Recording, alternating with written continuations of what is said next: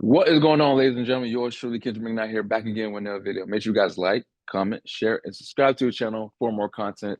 Conversations with yours truly, Kendrick McKnight here. Episode four. Episode four.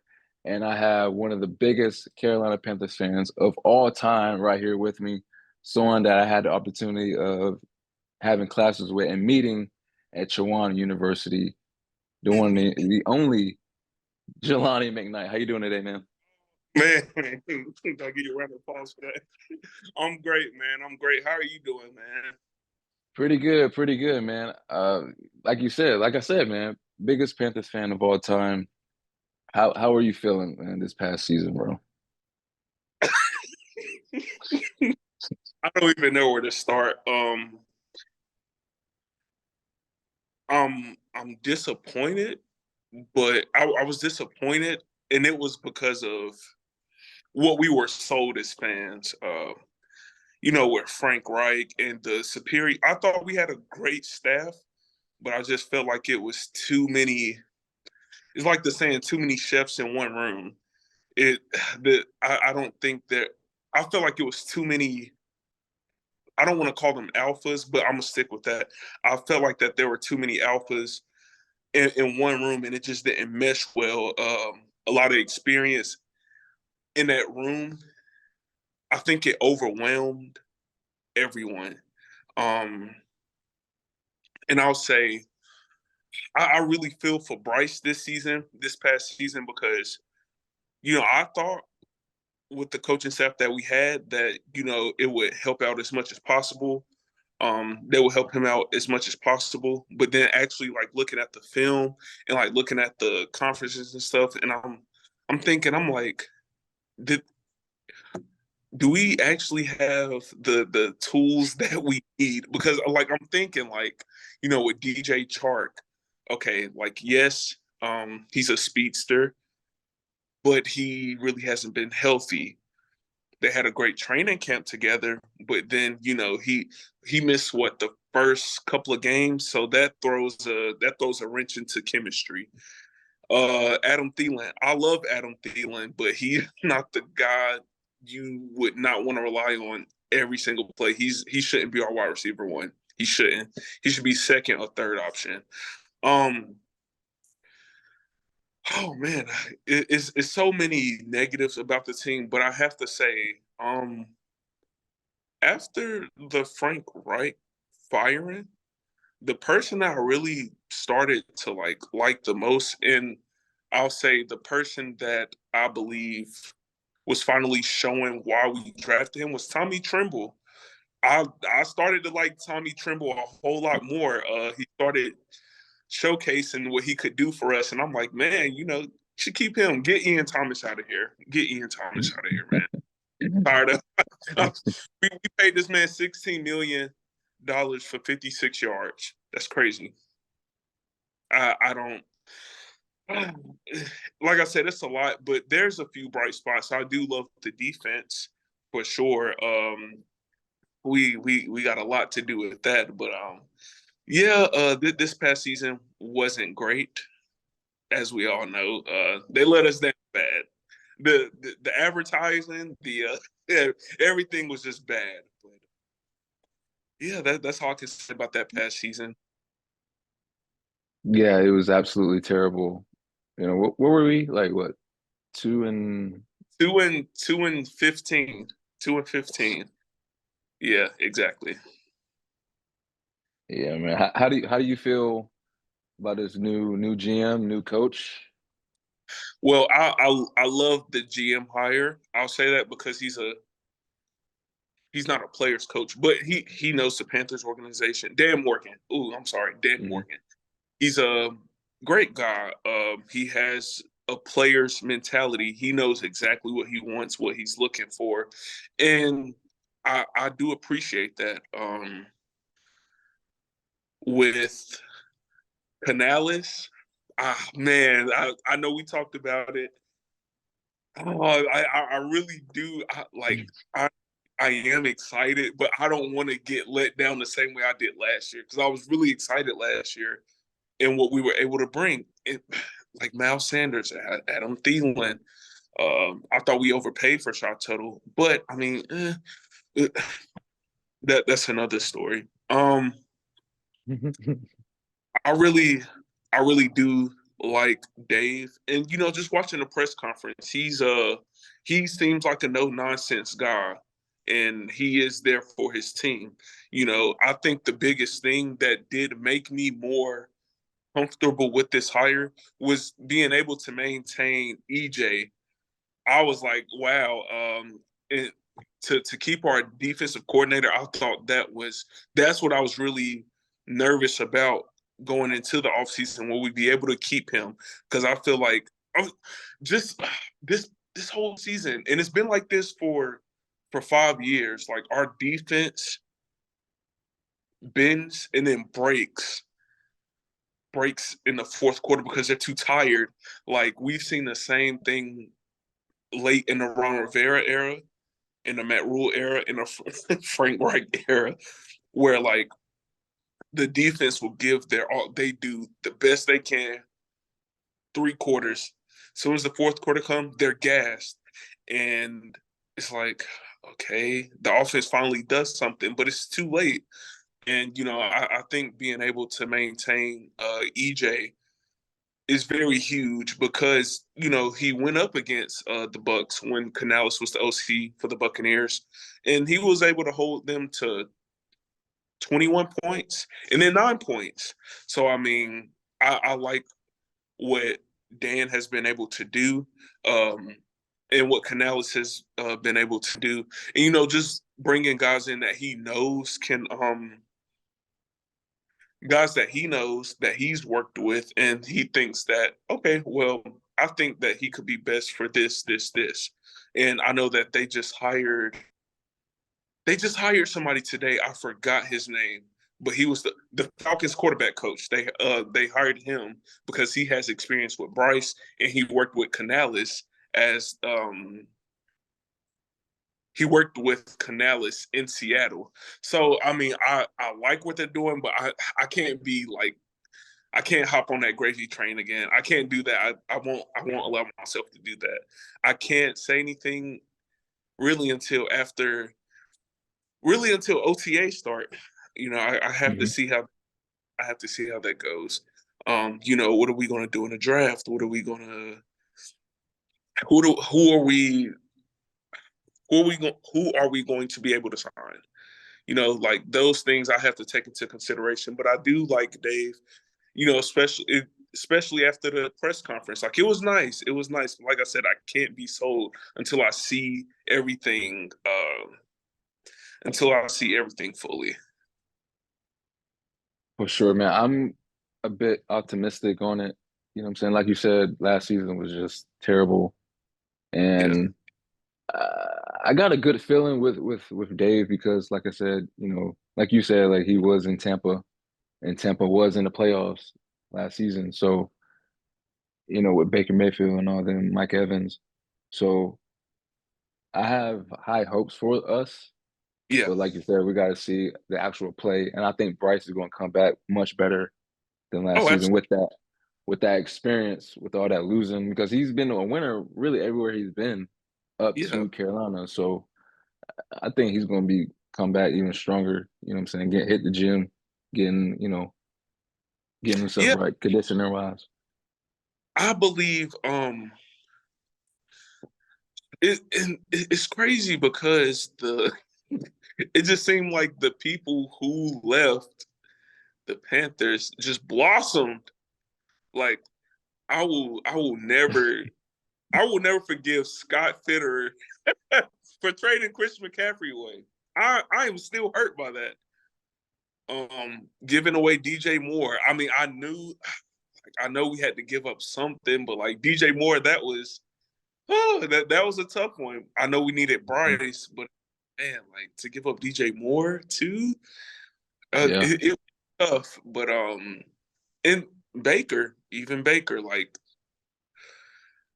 I don't know what it was over the since the whole Cam Newton thing, since 2017, 2018. I don't know. I just feel like it's been some type of cancer inside of that organization, whether it's upstairs. I'm not going. I mean, it could be David Tepper, but I mean, he could have somebody else inside his ear too. I don't know, but I mean, we gotta dead it. It has to end because I'm tired of seeing the same thing over the past 5 to 6 years. But to your point, you made a great point about Baker, just the development, and I think that was the thing that I was excited about the most when hiring Canales, what he was able to do with Baker, and it was like we didn't see this not once, not once with the Panthers, and I just hope Canales can break those bad habits that Bryce already has. Unfortunately, because of the lack of protection, the lack of weapons that Bryce has, like the receivers couldn't get any separation. Uh, he he started rushing more. He started, and like I said, I just hope Canales can break these bad habits. So Yeah, since Rivera been away, been fired or whatever, it's been tough being a Carolina Panther fan, man. With right, the Matt Rule era, with Sam Darnold, Baker, that I almost I forgot about saying was, yeah, he in San Francisco too right now right. as a Yeah, backup anyway. But and it's crazy, three people that's that was in it and now organization with Carolina is up for the Super Bowl right now. yeah. It's who is it? McCaffrey. McCaffrey, Darnold, and Steve Wilks. He's like Oh, the actually, no. coordinator out there. It's actually four. Keith Taylor. He plays for the Chiefs. That's crazy, man. Exactly right. Exactly. And I was talking to my wife. She was like, "Why is it that every time somebody leaves the Panthers, they just do 10 times better?" I'm like, "Look, like, like I can't argue with what she says because I'm like she has a valid point. I mean, I think the same thing too, but it's just like man, like I try to I try to give an answer was like, really, there's no answer. I can't answer it because it's like I don't. We suck, and that's okay. But I'm just tired of seeing the same thing for 5 years. Hmm. It's annoying. It's annoying. I like we need to get Bryce protection and weapon. I think the defense is fine. If JC can stay healthy, actually, I do want to trade Dante. But um, if JC can stay healthy, I think that plays a huge difference. I want to see what he looks like at least 10 or more games. We haven't seen that yet. I think the most he played was 8 or 9, but if he can play Hmm. 10 plus, I think that makes a huge difference because we seen what he was able to do the last game playing the Bucks. The way he was strapping Mike Evans up, I mean, oh, man, it's like this is why we drafted him. Yeah. So last question on football. Who do you got tonight? Super Oh, I Bowl got 58. 49ers. Oh, I got 40. Look, man, Yeah. it, and it's only because McCaffrey, he deserves it, man. He's earned it. I'm such a big McCaffrey fan, so I'm loyal to a fault. So McCaffrey, he has to get it, and I do like the Chiefs, but man, I'm not gonna lie, like what's been going on over the past 8 weeks, I'm tired of seeing it. The Swifties, like it's not them. It's just the overbearingness of seeing her. Like, yeah, I know all those videos out. Oh, she's only been shown a total of 1 minute and such. I'm like, that's cool and all, but man, like, it's still like, okay. What did it for me was the swag surf. Oh, I was that pissed me off. Why I don't know. It just what it didn't look right. It didn't look right. Yeah. competitive. So yeah, I was like, nah. But I have to go with the 49ers because I'm a big McCaffrey fan.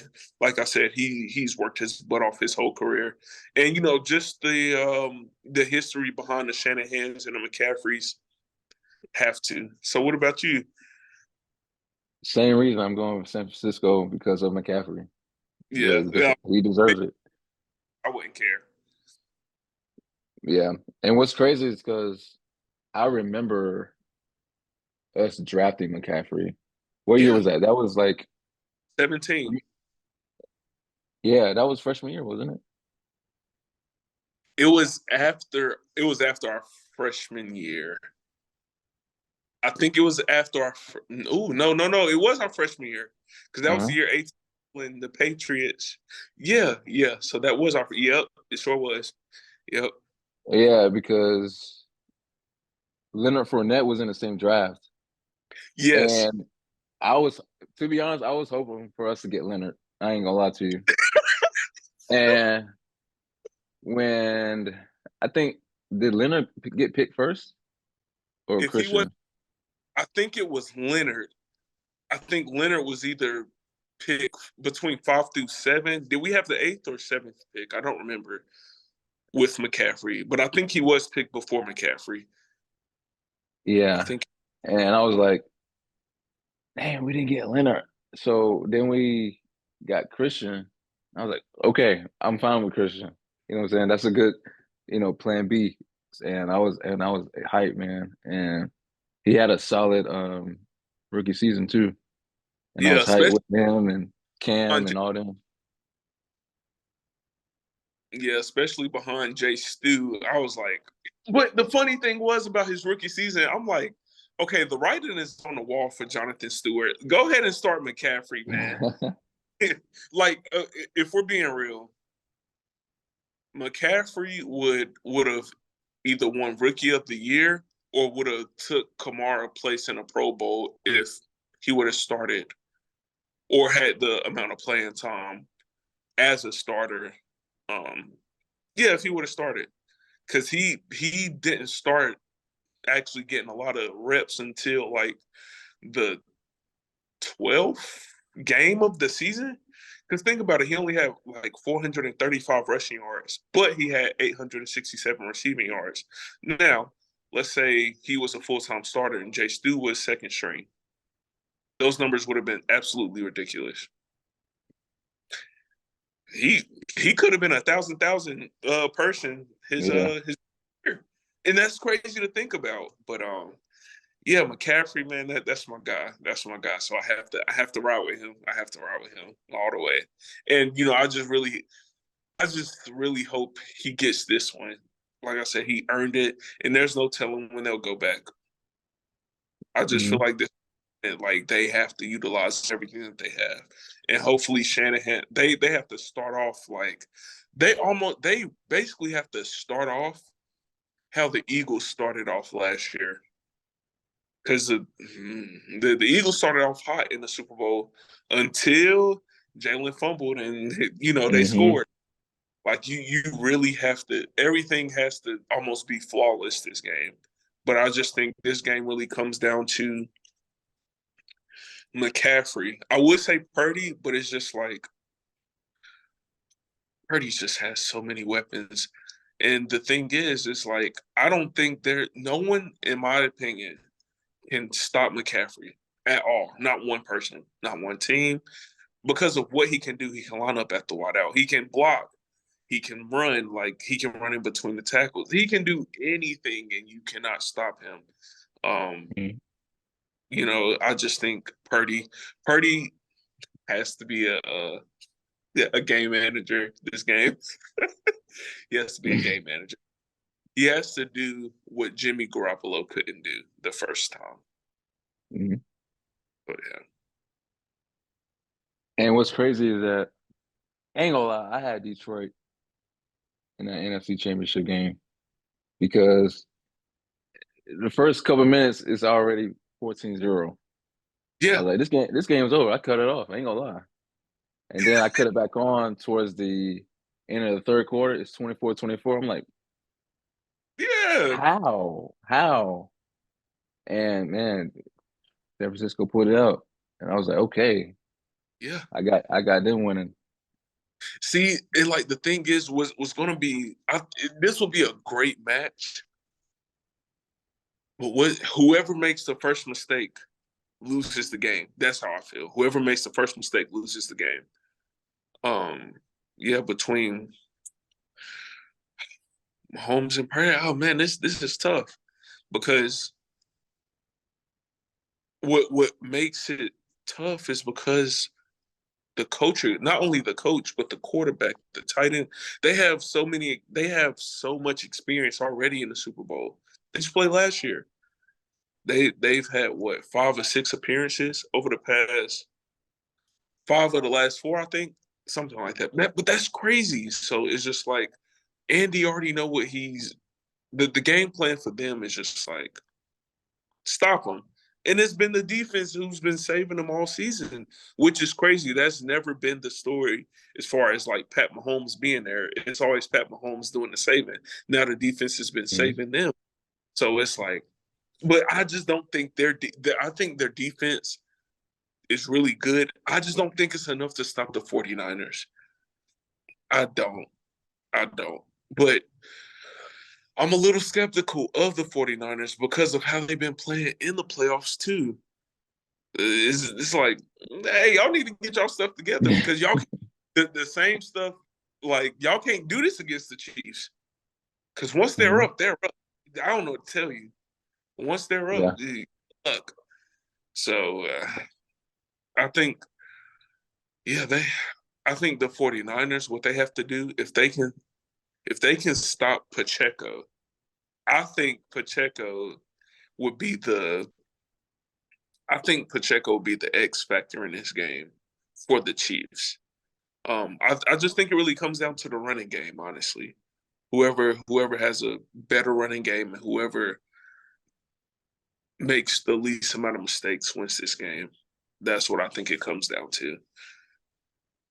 Sure. And let me ask you this, man. Like, why do you think Brock Purdy doesn't get the just due that you think he should get more of? Like, as far It's as what's that? because of who he has. He Yeah. has all pro bowl weapons, and it's like what doesn't help is we've seen what he looked like without him. The Browns game, the Vikings game. It was was it the Bengals game? I don't remember, but he didn't look too great. And it was just like, well, you proved the point of not getting your just due. What really hurt his case was that Ravens game. Mhm. That Ravens game really hurt his case because of the interceptions. Even though 2 of them were tapped or tipped, it didn't hurt. I mean, it hurt his chances of MVP. That game won Lamar the trophy. Um, that hurt Brody. Wow, what came to say Brock Purdy chance win an MVP. I really do like Brock. I really do like Brock Purdy. Because like he's quiet, but he gets the job done when he needs to. He gets the job done, and I do like how he reminds me of Bryce in a sense of just being poised, just always just staying calm, cool, and collected, and not letting the game overwhelm him. I think that's what I like about Brock Purdy the most. He's one of my favorite quarterbacks in the league. But I just don't think he'll ever get over that the elite talent that he has. Mhm. So yeah, that's what I believe. Who's in your top five Oh quarterbacks in the league right now? yeah. Oh, that's crazy. Quarterbacks? Yeah. Oh man, that's tough. This season, right? Yeah. Or just okay. Oh, oh man. So I got Brock. I got I got Patty. I got Pat Mahomes. You know what's crazy? This is gonna be very interesting. People gonna look at me like I'm crazy. I got Jordan Love, man. The way Jordan Love was playing, Yeah, I was like, hey, he was cooking. He was cooking, especially after that Cowboys game. Maybe he was cooking. Um, dang, I hate it. But Dak, oh the God, Cowboy fans make me sick. Dak. In number five,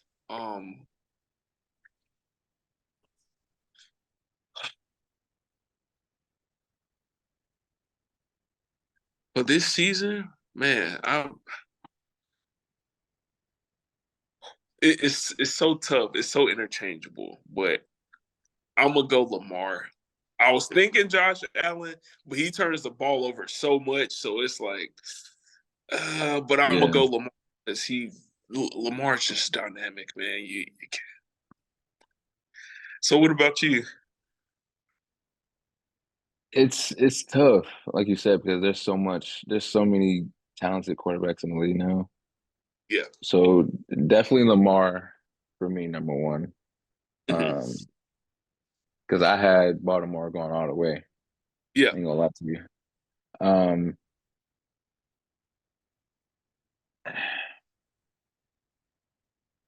Lamar, Pat,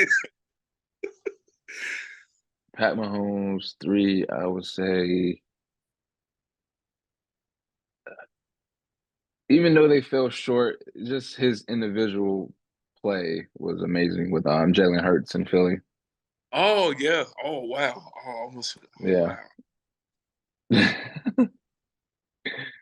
Uh, About for yeah, I'll say Jordan Love because what he did with Dallas was just crazy. that. Yeah, that was ridiculous. And five,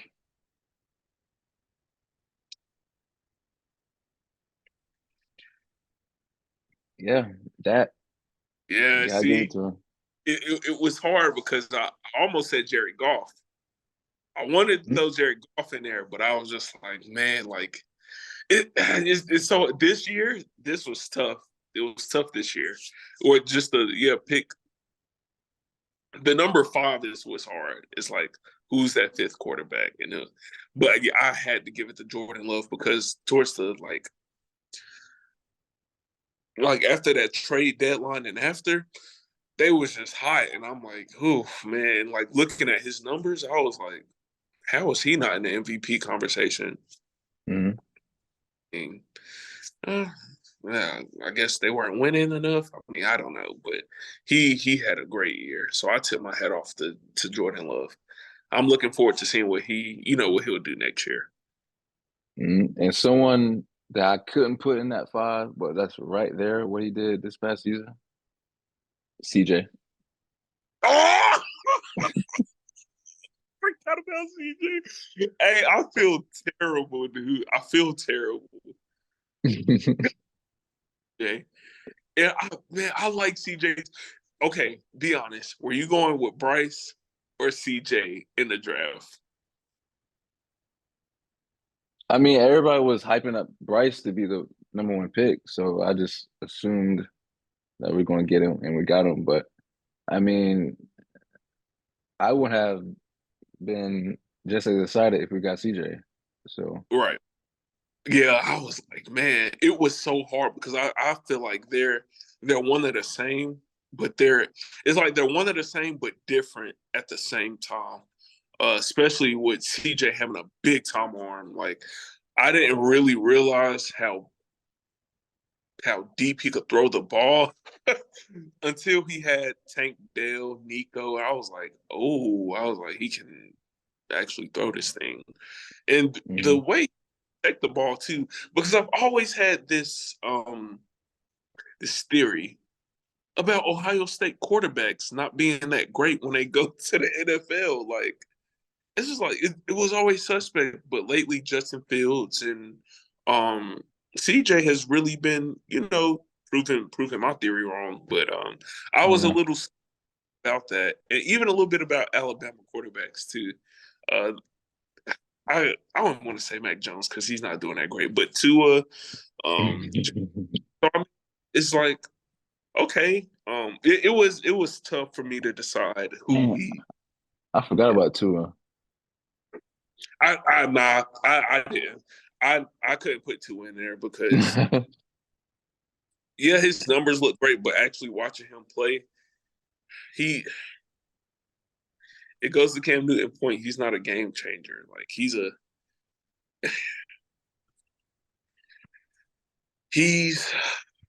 when the team is healthy, there he's almost like Brock Purdy, but Brock Purdy knows what I feel like Brock Purdy knows what he is and isn't capable of.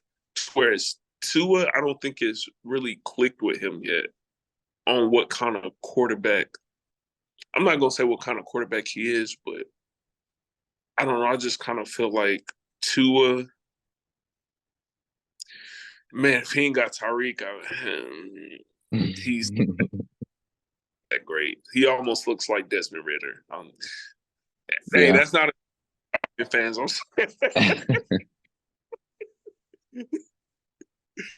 Oh man. So my next question is, as a Carolina Panther fan, right? Mhm. Do you think Cam will ever get a job again, or is he done? Man, I'm such a big Cam Newton fan. But if I'm being honest, I think he is done, unfortunately. Unless some Joe Flacco stuff type unless something like that happens. But yeah, I think he's done. And I think and then he said it on record before, like he's fine if he doesn't play another down. And I guess as us being Panther fans or like Cam Newton fans, we have to accept that too. It's like I can't get over that because what he's done for us is like, man, he deserves a shot and we know what he is capable of. Like, a lot of the flack that he's getting is like, man, y'all haven't even seen what this man has done. And like it's so easy to go based off his numbers. Oh well, he did this, he didn't do that, blah blah blah. Man, if he had any of the talent that a lot of these teams have, it wouldn't be close. The only he and I'm just talking receiver. I'm just talking receiver. He had the back end of Steve Smith. He had the back end of Steve Smith. I can't count Benji because he had a 2 year, he had a two. Yeah. He has so much potential. I was upset about that. He has so much potential. But I mean, he just had unreliable Greg Olsen. It's the only person he really had. But I thought that was going to change when we drafted DJ Moore. Oh my God. I was just like, well, we're finally here. We got Cam Newton the weapons he need. I thought and we went what 6-2? We went 6-2 those first 8 games. I'm like, oh yeah, this is legit. But yeah, I don't think Cam is coming back, and I think I'll finally come to accept that too. Um, unless, like I said, a Joe Flacco situation happened. Like they go through all these quarterbacks. I'm like, all right, we need Cam Newton. We need somebody out of desperation. I think that's the only way he could come back. I don't think any of these teams are like, man, nah, he's 34. He hasn't played in 3 years. Just I don't think that I don't think anyone would be open to having him unless they truly need a quarterback. Yeah, I'm slowly starting to think it's done too. As bad as I want him, even just being a backup, you know what I'm saying? Being Yeah, a like a vet for a young quarterback like a Justin Fields uh or a CJ, you know what I'm saying? So I just don't at this point I don't think he's coming back, to be honest with yeah, and it stings so much. It hurts. It hurts because of how much he's accomplished in a really a 9 year span. Like, you. Hmm. if he don't go to the Hall of Fame, I'm gonna be shocked because, like I said, the stuff he was able to do is amazing. Um, Yeah, it's tough, but like I said, I'm willing to accept the fact that he won't probably ever play again. Now, but like you Yeah. said, if he is back up, I would feel a lot better about that. But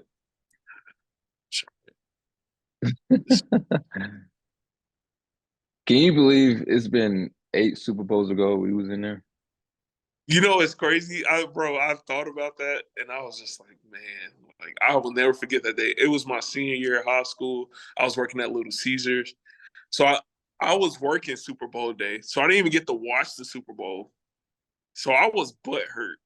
But I was just like, man, we gonna win. Man, we 15-1, blah, blah, blah. Man, Peyton, man, trash. Get him out of here. Man, I get off work. My pops come pick me up, and it's just quiet. I'm like, what's wrong? He was, we lost. I was like, who is we? He was like, oh, I'm just pissed. I'm livid. So I get home. I'm watching the highlights, watching what went wrong, and I'm like, I was so hurt, man. I was so hurt because it just felt Yeah. finally we were deeming ourselves after the 2003 2004, from the Patriots. I was hot about that. Even though I was about 4 or 5 years old, I was hot about that. I remember that game too. I was eating Bojangles that day. I'm sorry, Kendrick. I'm just going on the phone. But man, it's just like when is enough enough? I at least want to just make it past the wild card. Man, I'll be somewhat satisfied. But yeah, 8 years, just like God, dog, it's been that long ago already. Like we were getting ready to go to college. We were Yeah. getting ready to high school, and our lives were about to change. But man, it's crazy to think about it, in that manner because 8 years, it's like, yeah, we can remember exactly what happened when we were doing and all of that. But at the same time, it's like, man, like time really flies, man. Time really flies. I just hate that we couldn't bounce back from that until after what 2018. Mhm. For sure. And I remember that not all of the game, but just certain parts, especially when he fumbled it. Oh, man, that was just terrible, bro. And you know what? I had a feeling something just told me on the week to the game we was gonna lose, man, because the media was just hyping us up. You know what I'm saying? You know how Cam and Dillon used to be. You know what I'm saying? Yeah, And uh, something told me we was gonna lose on that big game, man. Something yeah, told me, and so I was prepared, but still, just what I'm saying, like you want your team to win, yeah, yeah. and Oh, you ball yourself all season up to just the big game, and you lose it like that. It was just yeah, crazy. But man, I just feel like they just wanted Peyton to win his last one before he got out of there. yeah, man. I was like, man, it's some bull, man. I was like, man, they want the white man to win. I was like, but then like just growing up, I'm like, man, how stupid do I sound? Oh, the white man. Like, no, that's we just got outplayed, plain and Yeah. simple. We played, and and like looking at the interviews um, of like Cam and like Greg, Luke reflecting back on that Super Bowl, them it meant like they were not ready. Like they were not ready. They they weren't being a championship team, you know. So it's like when they come out and say these things, it's like, well, that kind of makes sense. Like, you know, Mhm. question: how do you feel about the Super Bowl media day? And I mean that in regards of like, do you think that affects people play because of how long it drags out and just taking a day, like just messing with their schedule, messing with their routine? How do you feel about Super Bowl media day? I mean, of course, you have to like do your due diligence, whatever that word is and talk to the media and do what you got to do. It's kind of like the NBA Finals. You got to talk to the media. Mhm. But for 7 whole days though, or six, Yeah. that's kind of too much, and still be have time to practice and you know do all that type of stuff. So and study the film. So I think that's just a lot and too much on the players. To be honest with you, I think they need Yeah. to just like short it a little bit, too much, maybe like 2 or 3 days. Now, what I do like that they did this year is move the NFL honors up a couple of days earlier. I do like that. I was like, finally. So, like whoever, like if the MVP or whatever was in a Super Bowl, they don't have to do a video. Hey, guy, like they don't have to do that anymore. They can come accept it or whatever. Like I do like what they're doing, but just me personally, I think they need to do something about that Super Bowl media day. I just feel like that's a little too long for the players. I just feel like because throughout the season you have a set schedule, like you have a set schedule. You do this, you do that, blah blah blah blah blah. Then you do Super Bowl media day for the longest period of time, and it's just like I just feel like that's so draining. And then like talking to the media, like just meeting all these other people or whatever. Like I'm pretty sure not a lot of the players, shoot, the players who don't even get interviewed like that or at all, they're getting interviewed, and it's like, wait, what? I just feel like it can be somewhat of a distraction, a little too much. Hmm. Yeah, a little too much. How do you feel about a Pro Bowl? Should they just get rid of it at this point, or just? I know I like the idea of just flag football and changing it up. You know, take the less risk of people getting injured. But at this point, you know, Yeah, they the way I look at it, they tried to implement it the way NBA does with the All Star, whatever the skills challenge. Now, I do like those concepts, like seeing the athleticism and everything like that. But yeah, to your point, it's just like I know we want to be safe and things like that, but it's like, man, like it's not the same, man. It's not the same, and I think that really started to change after that. After what was that when Kobe passed? I was like, man, this game sucked. And I'm serious that game, that Pro Bowl game in 2020, that was probably by far the worst Pro Bowl game I've seen. And then it just started to get progressively worse. And it's like, what is the point? But yeah, either they bring it back or just cut it out. It's one or the other. If they're gonna keep this flag football thing, I don't want to see it.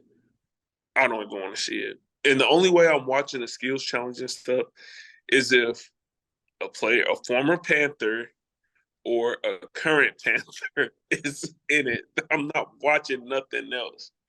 You yeah, know, I want to see some actual football being played. You ain't got to go 100%, but at least go 75. Well, at most go 75. It's like, man, it's annoying though.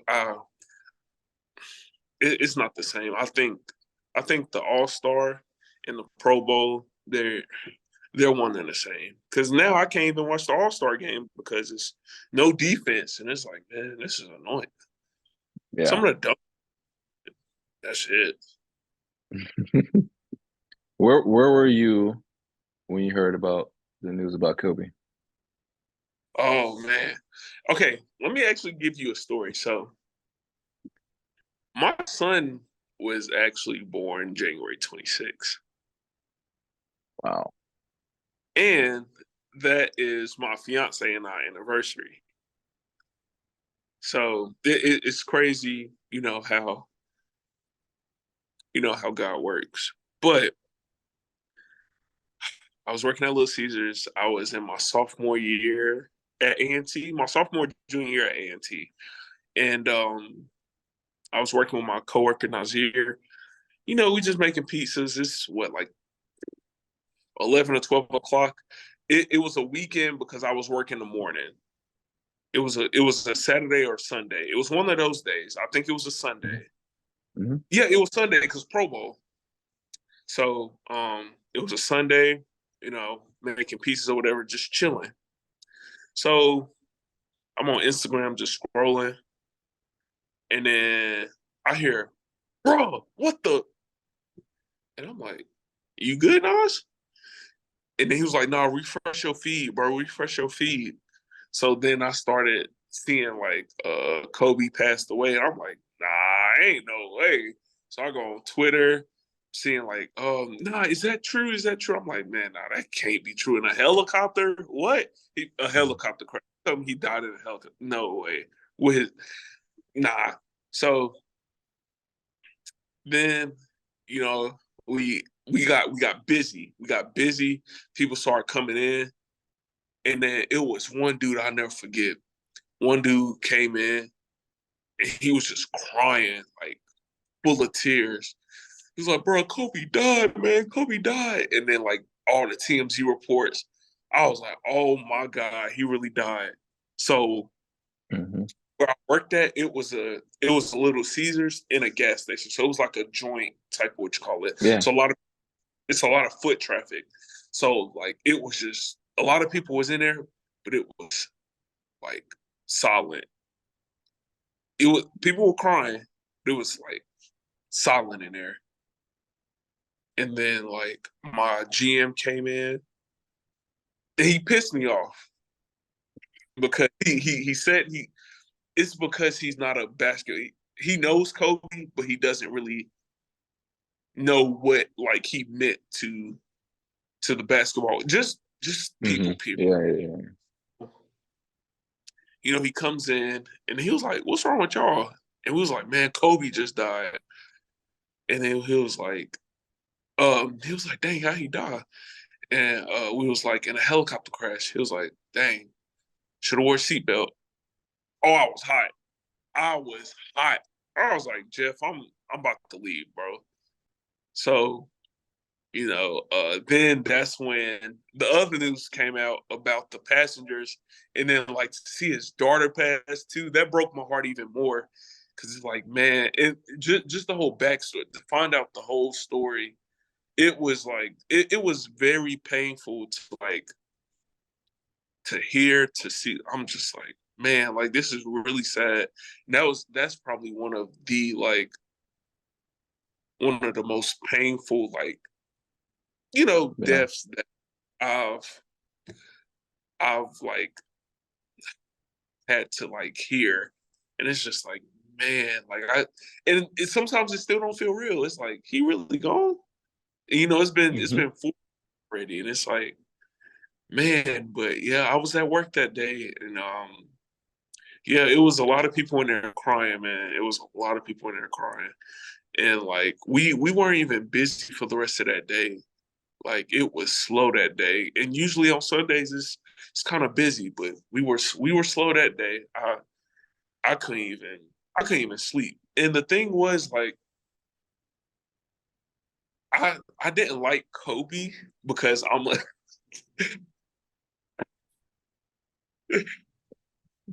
Dwayne Wade fan. I'm a Dwayne Wade fan.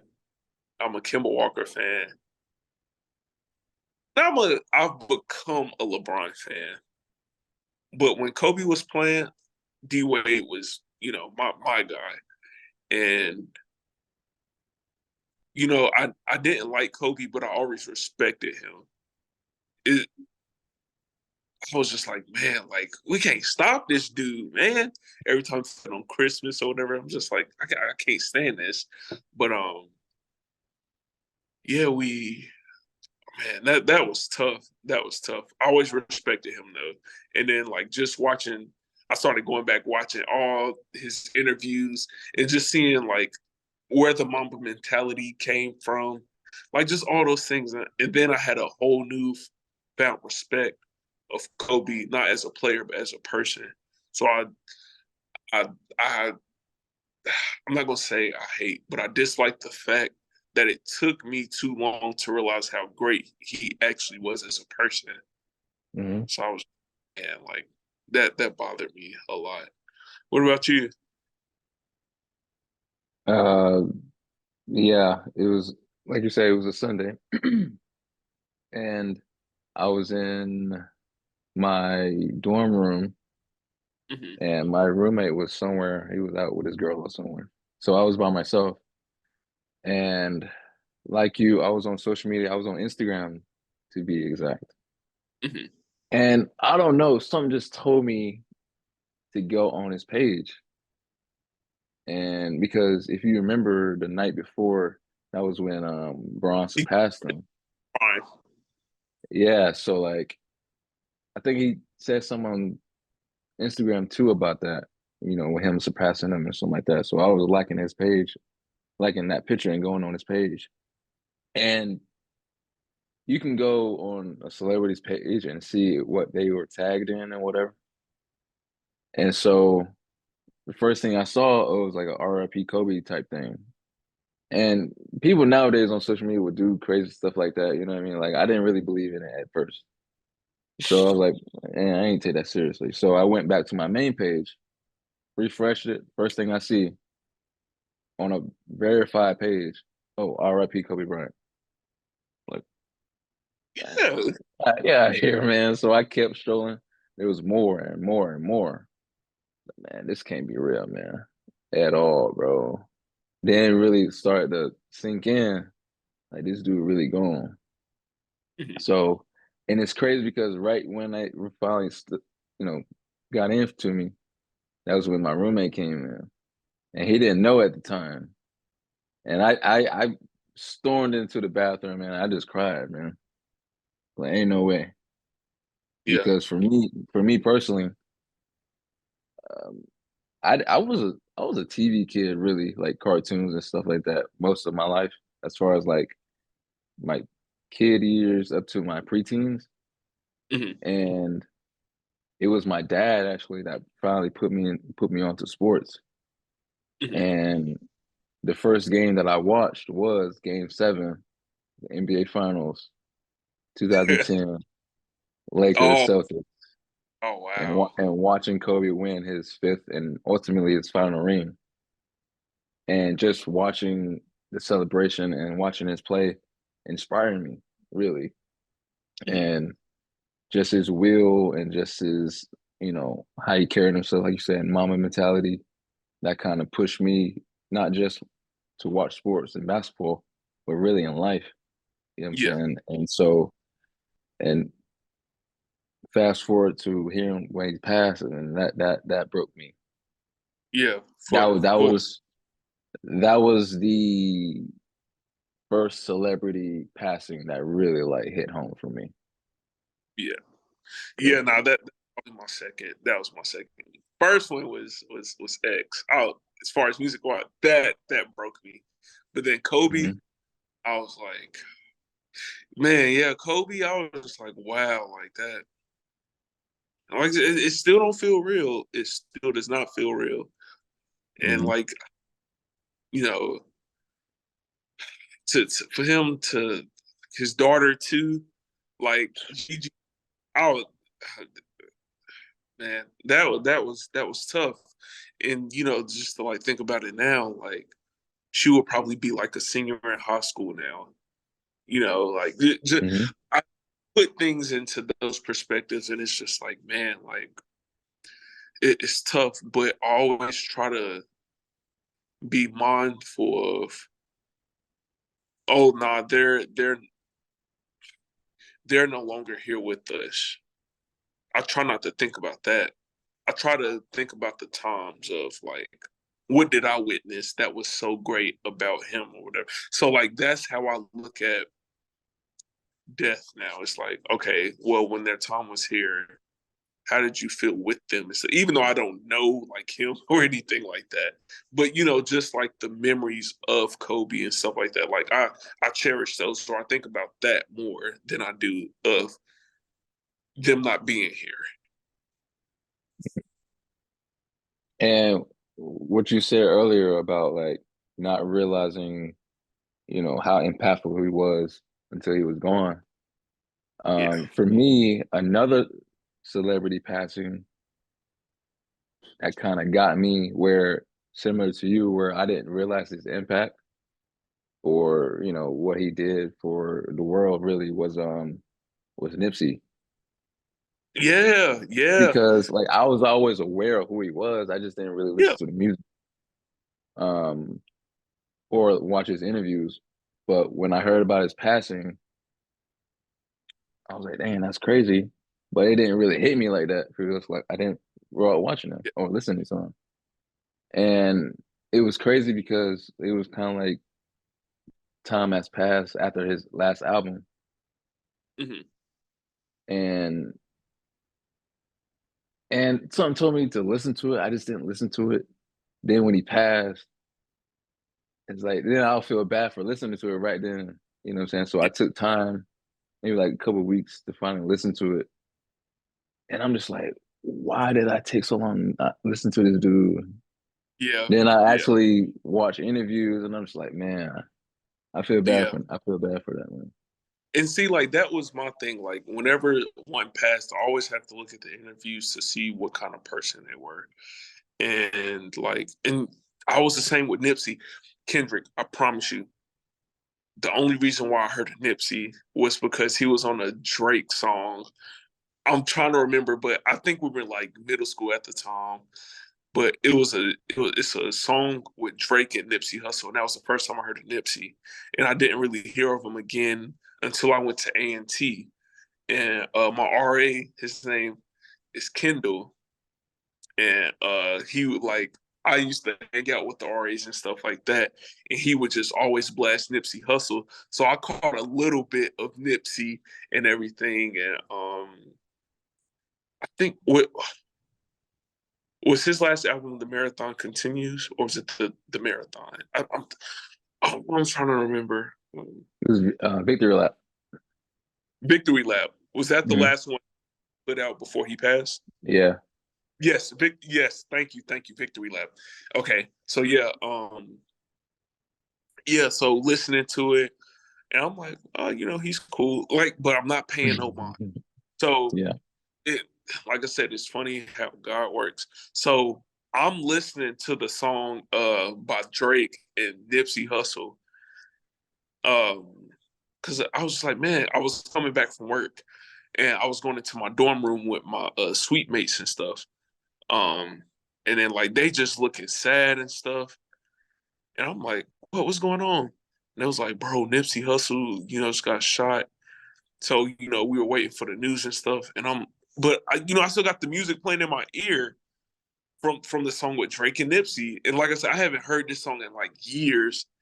So like that day to hear it that day, to hear that song that day in the day of his passing, I was like, man, that's so absurd to me. But man, like, yeah, like I I feel for his children.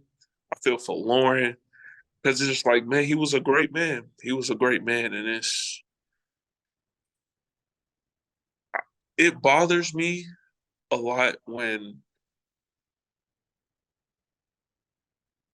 one has a goal to try to do something and it gets cut short because someone felt some type of way. That bothers me a lot. Like he was on a mission to do a lot of things, and now he can't do it, or he has someone else doing his what he wants to do for him because his life got taken because someone had a problem with him, and instead of talking it out, the way Nick would have done it, probably slap him or talk it out. Pretty sure talk it out, but for it to come to using a weapon, it's like, come on, man. Like there's other Hmm. ways involved, but this is the world that we live in now, unfortunately. Yeah. I had a similar moment with another passing like you did with Paul Walker when I found Wow. out about his passing because I was at home watching the first fast. Mm. And if you remember the ending of it, were you a Fast and Furious fan? Oh, are Yeah, you? yeah, Okay, yes. so you remember the end of the first one when Brian gave Dom the car so he can leave, right? Yeah. So I was watching that one, and how it ends is when the single shot with him walking off. Yeah. So I was watching that one, and as the movie was going off, I just happened to go on Facebook, refreshed it. The first thing I see, R.I.P. Paul Walker. No, What? no way. Yeah. No, What? no freaking way. Right. Are you serious? Then as the more I scroll, more RIP, more RIP. That's like wild to me. Yeah. It's like, man, like, it's like all these questions. It's like, how? Like, Kendrick, I don't know, man. I don't know, but I feel for these people who gets their life cut short for. I mean, not to say that Paul could or couldn't control that, but like I said, his life got cut short, and things that he wanted to do, he couldn't. Like finish them. All right, I'm gonna be honest. I probably stopped watching Fast and Furious after after maybe seven or eight. So two after, yeah, 7 or 8. It was trying to think. What's the one where they had the baby on the plane? Is that 6 or 7? Baby on a plane. Yeah, they had the baby on the plane, and Jason was in there, and he had the baby, but Oh, beating him up. that was 8. That was 8. So yeah, that was the last one I seen. I was like, I'm not Okay. watching them. Because some of this stuff, I'm like, all right, this is getting out. This is ridiculous. So I haven't seen the one with John Cena. I have Okay. I haven't seen that, but I know I need to, but I'm just like I can't take it no more. I can't take it. Yeah, it has changed a lot. You know what I'm saying? Like I've been a fan since day one, so it definitely has changed. But how I What's your always try to what's that? What's your favorite Fast and Furious? So I have two answers for that. It's like Okay, I'm a Paul Walker fan, so like my favorite moment in the series is obviously the end of 7, the tribute to him and the yeah, character. But my favorite movie so far is 8 hmm because just the just how much Don went through in that movie as far as like how far are you willing to go to yeah, protect your family and do whatever you can to get them to safety. You know what I'm saying? With the whole child thing and his, Elena dying too. So, yeah, and then him turning on his family, you know what I'm saying? And having a plan the whole entire time. So that got me. And there's a scene in the movie that makes me cry every single time. When he found out about the kid yeah, man, yeah, and and yeah, her telling him, his middle name, but she felt like his father gave him his first name. That got me. yeah. That's Yeah, nah, hey, make your eyes sweat a little bit. I think 8 is my favorite one too because the totality. I thought everything was great about that. Thought everything was great. The story, the oh man, just the story itself was amazing. And then like, is that when Letty came back or was that the next one? Letty came back in 6. 6. Oh yeah, I'm so sorry. I am so sorry. That is I am so sorry. Man, I feel terrible. But yeah, 8, no question, is the best one. I thought that was really, really good. And like you said, when oh man, it sucked that she had died to the mother. I was like, oh man, Yeah. like it was so. But besides that one, oh man, it's either 2 or 3. Oh, Too Fast, Too Furious, or Tokyo Drift. Only reason why I like Tokyo Drift though, is because of the song. That song goes crazy, man. I love that Yeah. song. I love that song. Who's your favorite villain? Or who's a villain that you kind of like? I kind of understand why they doing that. Ooh. Oh. Hmm. Man, it's actually tough. I gotta think. Um,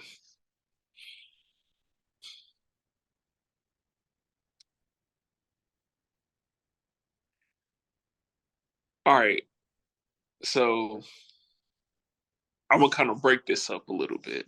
Only because it's you got DC, you got Marvel, so well, number one overall for me is Joker. He's oh my god, the way he just I hate to use the word manipulate, but the way he does it, the way he goes about it, is like, man, it's so spectacular. Like he is playing chess with Batman. He was he had him. It's like it was almost mind control. Mhm. Um, but other villains, I was saying like villains within the Fast series.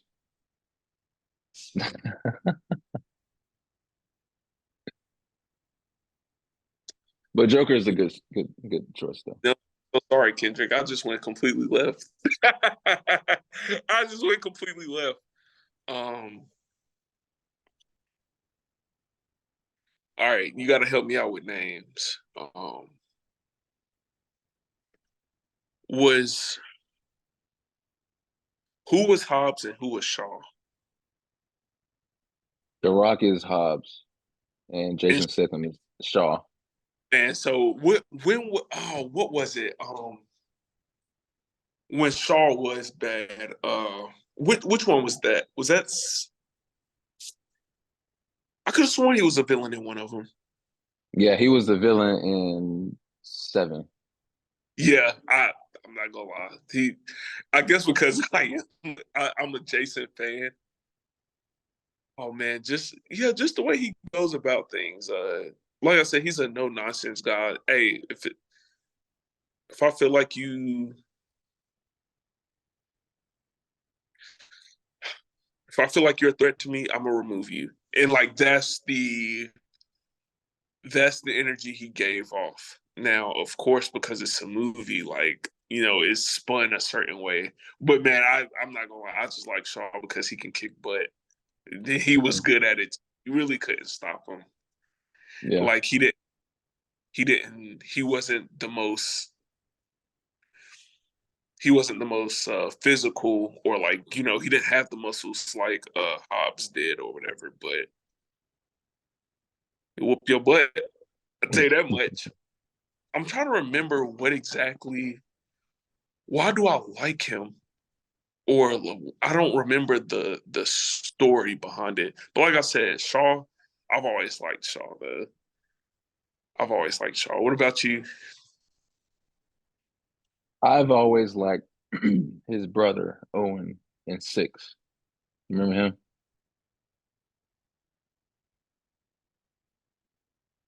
Oh man, did he die?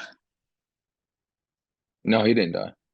We thought he did at the end, but he came back in Seven. Oh God, Kendrick, I feel terrible. You remember Oh the man. one? You remember at the end of Six when they were on that plane and Hobbs and Don were fighting him and his big guy. And he fell out of the plane and he thought he died.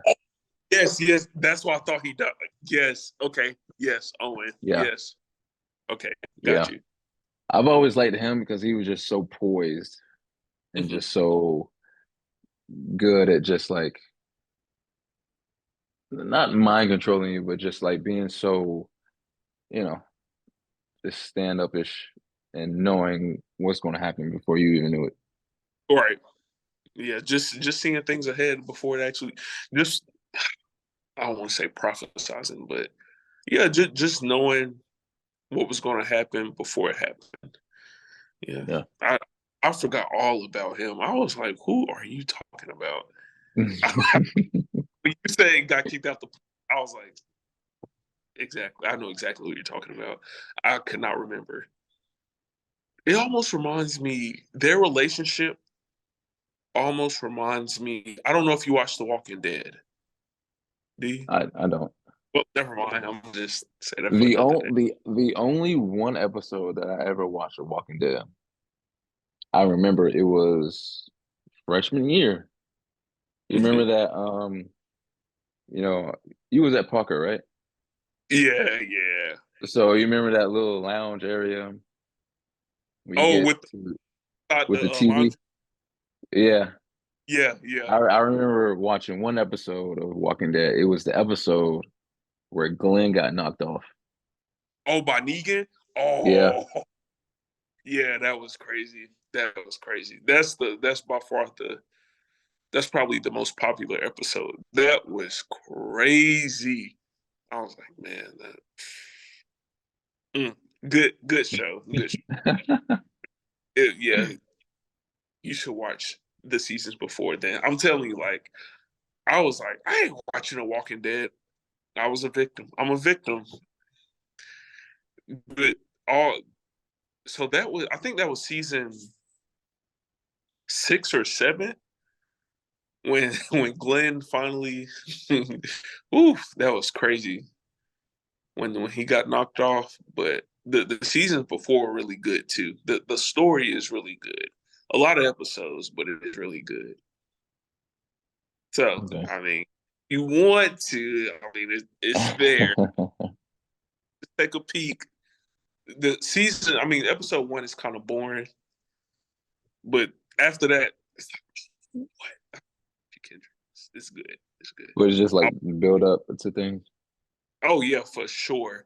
And just everybody's story is so good. Everyone has a story, and it's so good. And if you decide to watch it, it's it's it's two brothers that's in there that reminds me of Shaw and Owen, and you would see why I say that. But it's good. It's good. I promise. I got you, man. So take me back though, man. Where were you born and raised? Ooh, hold on, let me switch my hat, man. This hat kind of get on my nerves. Ain't gonna lie. So I was born in High Point, North Carolina, but I'm from Thomasville, North Carolina. I've done a lot of moving. Went from Thomasville to Winston-Salem to Charlotte, back to Thomasville, back to Winston, back to Walkertown. So I've done a lot of moving, but I usually claim Thomasville or Winston.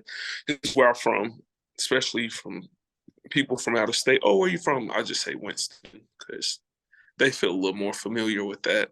I'm just like, oh, okay. Um, yeah, a small town in Thomasville. Really nothing out there. I graduated from there. Um, Played football, basketball, did wrestling, did track, did a lot. Then we get the Chowan. Chowan, Chowan, man. Mm. I don't even, man, like where to start. Like it's just funny because I don't know if you interviewed anybody else from Chowan, but man, it's some good that happened, but it's a lot of bad that happened over there too. I guess just for me. But I'm sorry, Kendrick. What was the other questions? I'm so sorry. No, I was just saying where were you born and raised at, and you just went on. Oh yeah, yeah. So I'm from Thomasville, North Carolina. Like I said, I went on a whole rant. I'm so sorry. No, you're Yeah. good. How Born what kind of what kind of student were you throughout high school? throughout high school. So I went to 3 different high schools in 4 years. So I went to I went to a high school in Charlotte called Harding University High School, on the west side of Charlotte. It wasn't the best place to be. It felt like I was in Lean on Me. It was always fight. It was always it was just a lot of trouble. And going into my freshman year, my brother was a senior, so I felt a little more comfortable. Um, he played in band, I played in football. Well, he did marching band because I did band too, but I didn't do marching band. Yeah, so he was in marching band. I played football, so we were always together. And I was just really my freshman and sophomore year. I was just really quiet, really reserved. Just did all my work.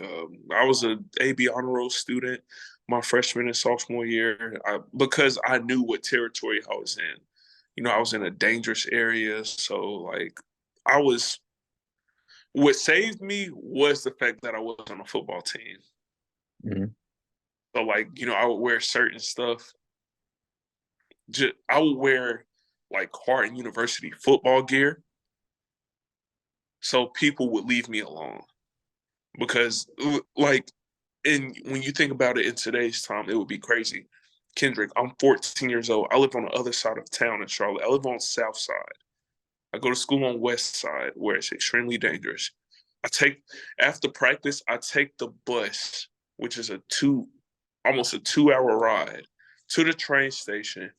Train station from I don't know if you've been to the train station or the Amtrak in Charlotte. Have Mm-mm. you? Oh, you haven't? Oh man. So it's an Amtrak or the bus station and everything is right beside the Hornets arena. So I go Oh wait, from there. I've seen it. Okay. So I would take I've seen it, but not, been on it. yeah. So I used to train hop, and train hop is basically saying like I didn't pay for my tickets. I was broke, man. Tickets were $2. I didn't have $2. I'm 14 years old, so I would come from the west side or the Hornets arena all the way to south side. So that's like 12 stops, and that's a long time. Like that's 12. Yeah. Ooh, that was about 25 minutes. About 25 minutes. And hopefully no one's switching. Hopefully the cops don't come in because the cops would come and check the tickets. So I would get off as soon as the cops would get on. So I'm like, hey, Yeah. I ain't about to get. So yeah, I would take it all the way to Arrowwood, which is like the second to last stop, or I think it is. It's the second to last stop. So yeah, like my day was crazy. So I'm gonna tell you how my schedule was. So me and my brother would get up at 4 in the morning because classes started at 6:15 a.m., which is crazy. So we would get up at 4 in the morning, wait for the school bus, get on the school bus. It'll be like an hour drive on the bus or whatever. Um, you know, do schoolwork or whatever. Then after school, I would go to practice. Practice for me was from 3 to 7 p.m. Kendrick, that's crazy. 3 to 7. No, like I need you 4 hours of practice on the field. That's nuts. Like that's Yeah. crazy. So, but my brother, his practice was from like 3 to 5, 3 to 6. So he would already be like getting ready to go home. He didn't wait for me. Sometimes he would, but sometimes like I got work to do. So yeah, he would just go ahead and leave. He'll have a head start. Then, like I said, I get on the train or a bus, then the train. So I won't be home till about like 9 o'clock. I wouldn't be home till about 9:30. Then start my day over at 4 o'clock in the morning. And this is while my mom was in school. She went to Johnson and Wells for culinary.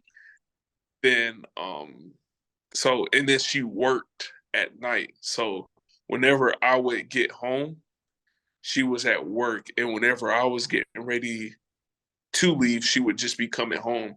So like I wouldn't see her for 5 days a week. I would only see her during the weekends. Well, she would come to my football games. And Kendrick, we were terrible. We went 1-9 my freshman year. We were trash, trash. Like we were the laughing stock of Charlotte. Then my sophomore year, I got a little bit more familiar with everyone. I was just one of those guys who was always cool with everyone. Like it didn't matter who you were, what you went by, or whatever. I always had a lot of empathy for everyone because I felt like I've been through something similar to what they've been through. So I just always treated everyone with the same respect, regardless of who they were. I don't care if you were the hardest dude in class or if you was the nerd, if you was the emo, I'm gonna treat you with the same respect or whatever. So always been like that. But then I ended up moving to Walkertown my junior year or mid sophomore year, going into junior year. I ended up going to East Forsyth High School. That was probably one of the roughest times of my life because um, my sister was pregnant, um, and we had 8 people in a 2 bedroom apartment. It was tough. So just trying to accommodate space for everyone. With me being a middle child, I always felt like I was left out, even though my mom was working so much, just making ends meet. I always felt as if I was left out. And I remember one time I snapped on her. It was winter time. It was probably like 28 degrees, and I went out there with my red gym shorts to go to school. Frost on the ground, like it's cold. She was like, "Jelani, why ain't you got no pants?" And I was like, "Well, maybe if you bought me some, then I would wear them." And like she didn't say anything after that. But after that day, I was tired. I was fed up because, like I said, I felt isolated. I felt like I was by myself, and like I understood the situation that I was in, but I wanted better for myself too. You know, so I ended up that following summer. I made an impulsive decision to move in with my cousins and go to Thomasville my junior year. And I think if I never made that move, Kendrick, I'm gonna be honest, we probably wouldn't even be talking to each other right now. I don't think this interview would be happening because that started to change my life for the better. You know, coming from a single parent home to a 2 parent home, that makes a huge difference. I was able to learn, a lot of things. I was able to learn a lot of things. Just understanding. I'll start to understand what a man has to do for his family. Like my mom raised me as a gentleman, but I didn't know how to be a man.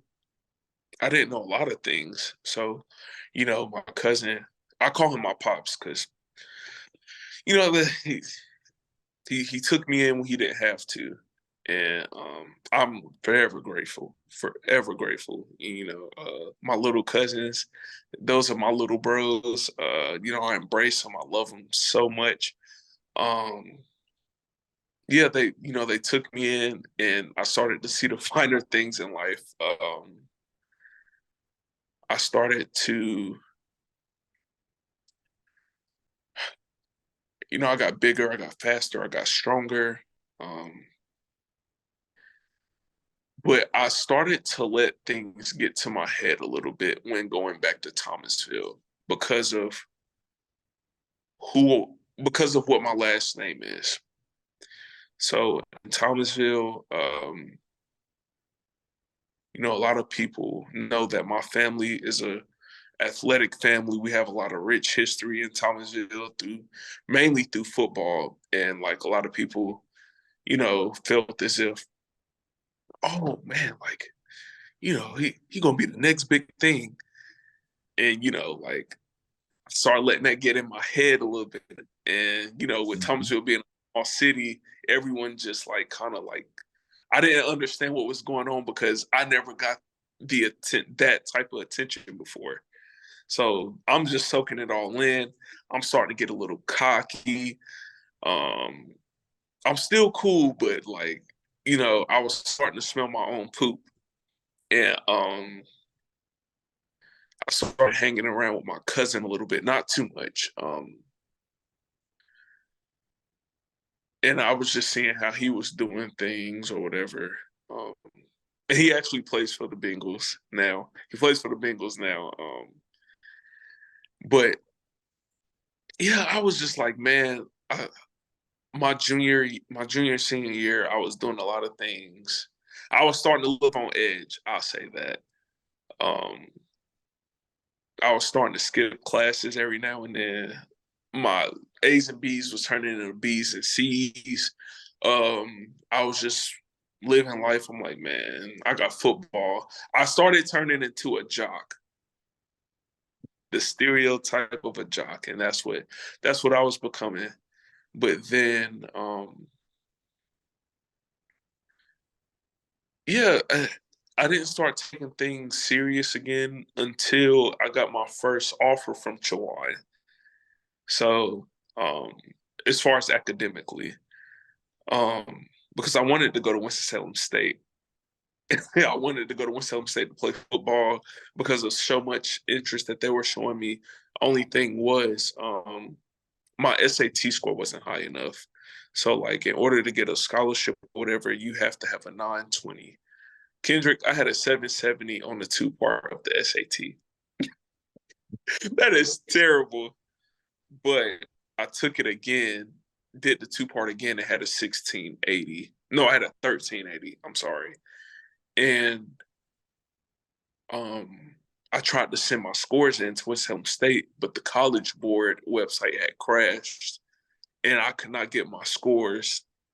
So like I I was, I'm not gonna say I was forced, but I was just like, well, Chowan it is.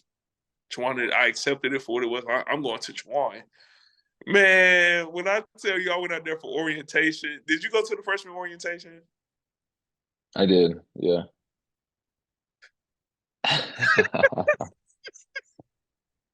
Man, that was crazy.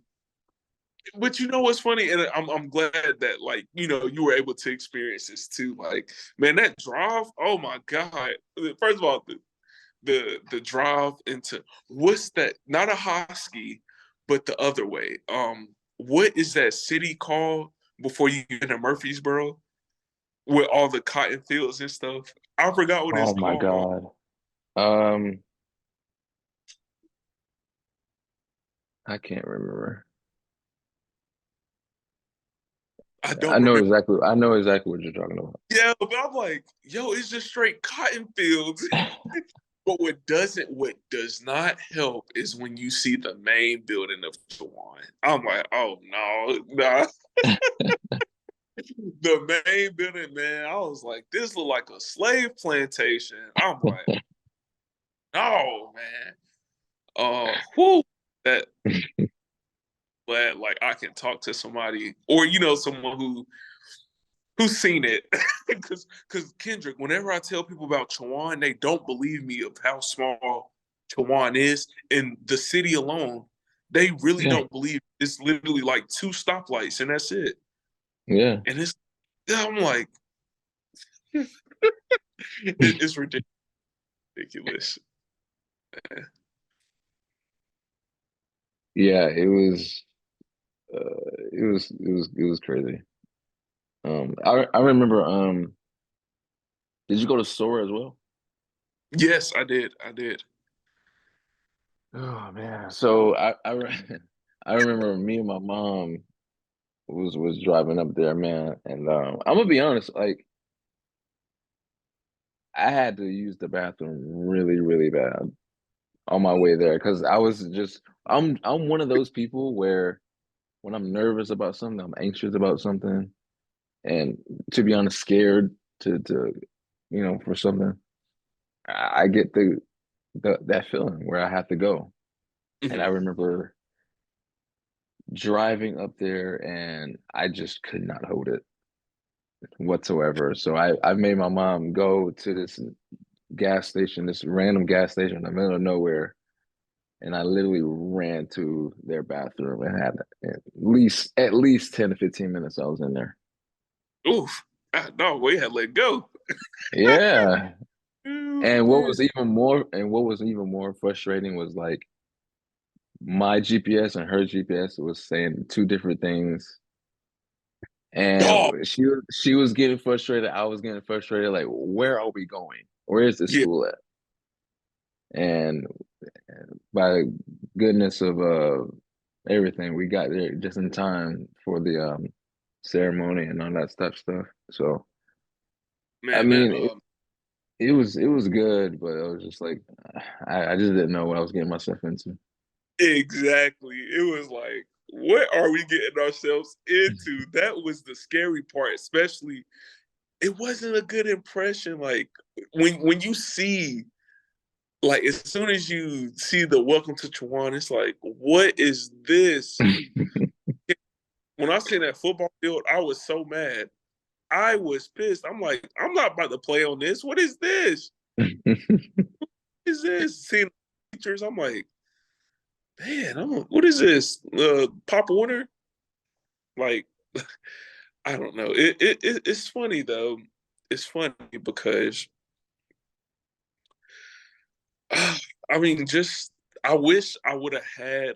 I always wonder what my freshman year would have been like if I didn't play football. And like honestly, I was kind of jealous of like you and other classmates because like you know, man, we such on a strict schedule and we have to meet these requirements. We have to do this. And like Kendrick, we were being watched in our classes. We were being watched in our classes because if we didn't do what we needed to do in the class, we would have punishment, and punishment wasn't good at all. Like, like it was a like I don't know if you really noticed or whatever, but we had to sit in the first three rows. We had to. If we didn't, we would get in trouble. And I'm just like, man, like if we were acting a clown, get in trouble. So I mean, it was just tough. It was tough. And like I envied that. I'm not gonna lie. I'm like, man, I just wonder what life would be like if I didn't play football or play for this school. And oh man, oh no, it's funny though. I'm trying to think. Did we have? I think we had about two or three classes together. I know we had English. Yeah. Did Did you have critical thinking? I wish I remember her name. I know we had critical thinking, and I think we had the same history class.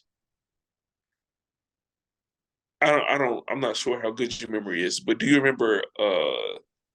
I think his name started with a B, but he was a white man, and he just literally gave us the answers to like the questions for the history classes. Uh, I don't remember that one. I remember the lady that we had.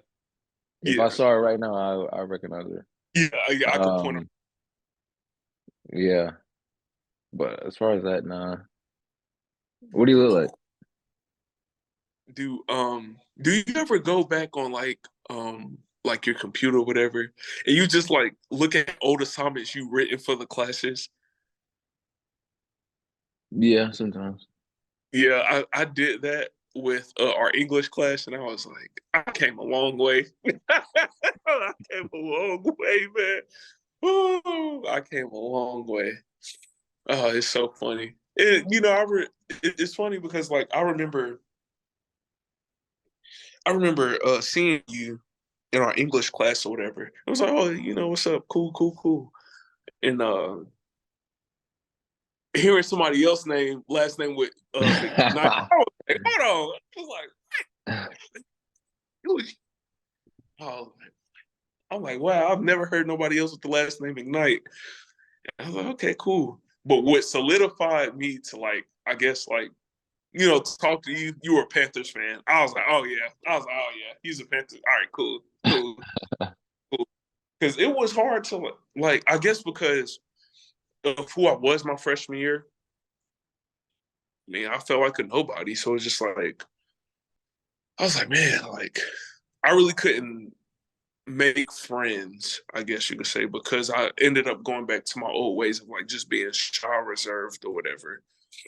But then, like I said, like when I met you, I was just like, oh, okay, cool. And then like we just like, oh, hey, what's up, what's up?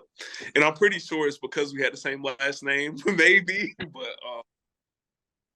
But then, yeah, like I said, when I seen you had the Panthers gear, I'm not gonna lie, Kendrick, I was happy because I'm like finally a Panthers fan. So then I felt like I could just like relate to you or like just be able to talk to you about shoot. It could be sports, it could be just life in general because of I don't know. It's like you gave off a vibe of like, hey, bro, like I'm cool. Like you can talk to me. Like you gave that off, and I felt comfortable talking to you rather than other classmates because I don't know. It's just like it felt like, hey, we're just teenagers trying to figure this out. That's what it felt like when it came to like me and you. Even though we didn't talk as much, I always felt like, okay, the relationship could always be there. It was like low maintenance, I guess, if that makes sense. Mhm. Yeah, low maintenance, but like, if we felt like we needed to say something or talk to each other about whatever, then cool, and we could go all day. That's how I felt.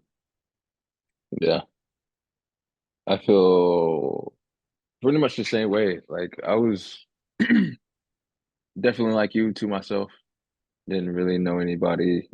Um, just trying to, because I'm gonna be honest. As far as like my journey to Chowan was,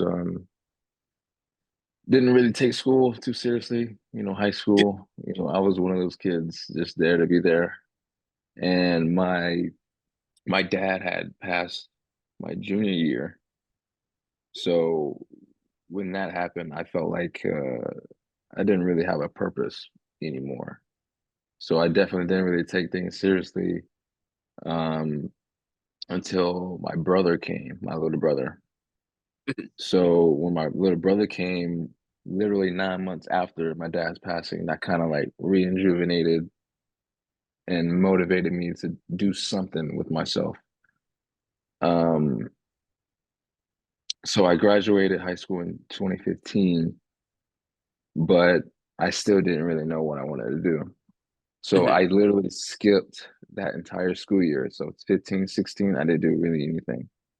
mhm, So, you know, my GPA didn't really match what the schools that I really wanted to go to. So I was kind of in the bind. So I knew I wanted to do something. I knew I wanted to get away from my city and do something with myself. So the only school that was willing to accept me that was in North Carolina was Chowan. So, mhm, and I always knew I wanted to do something in sports, and the only thing they had that I was interested in was sports management. mhm, So I was like, I guess I'm doing sports management, and I kind of, to be honest with you, I kind of used Chowan as my getaway. yes, yes, yes. Oh my god! And you know I what I'm was about saying? to, Like, I was about to ask you, did you use Chowan as your getaway? That's so funny. Go ahead. mhm, I'm sorry. yeah. And because I never really thought about doing something in management, sports management. But again, you know, I've always wanted to do more with myself and leave my hometown. So I just went along with it. And, I don't regret my 2 years there Mhm, because uh, I met some pretty cool people that I still talk to this day, mhm, such as yourself. And, uh, but it was interesting. You know what I'm saying? Um, what really made me decide to leave was my sophomore year. I had my own uh, room, but I was in a suite, so that was 4 people. mhm, So on one side there were 2 football players, and then on the other side the dude was a fraternity. He was a frat. So mhm, literally every Saturday a weekend. It was some type of, you know what I'm saying? Like some type of get together, some type of party going on. And on this particular Saturday, though, nobody was there. I guess everybody was out doing whatever. So I took advantage of that opportunity. I turned my phone off, I turned my TV off, turned my game off, just enjoy the silence. Right. And I just really had like a moment with myself and just like, man, like, am I really happy here? Yeah. And am I really on the path of what I feel like God needs to for me to be on? And the answers to that was no. You know what I'm saying? Because I'm going after something that I never wanted to do.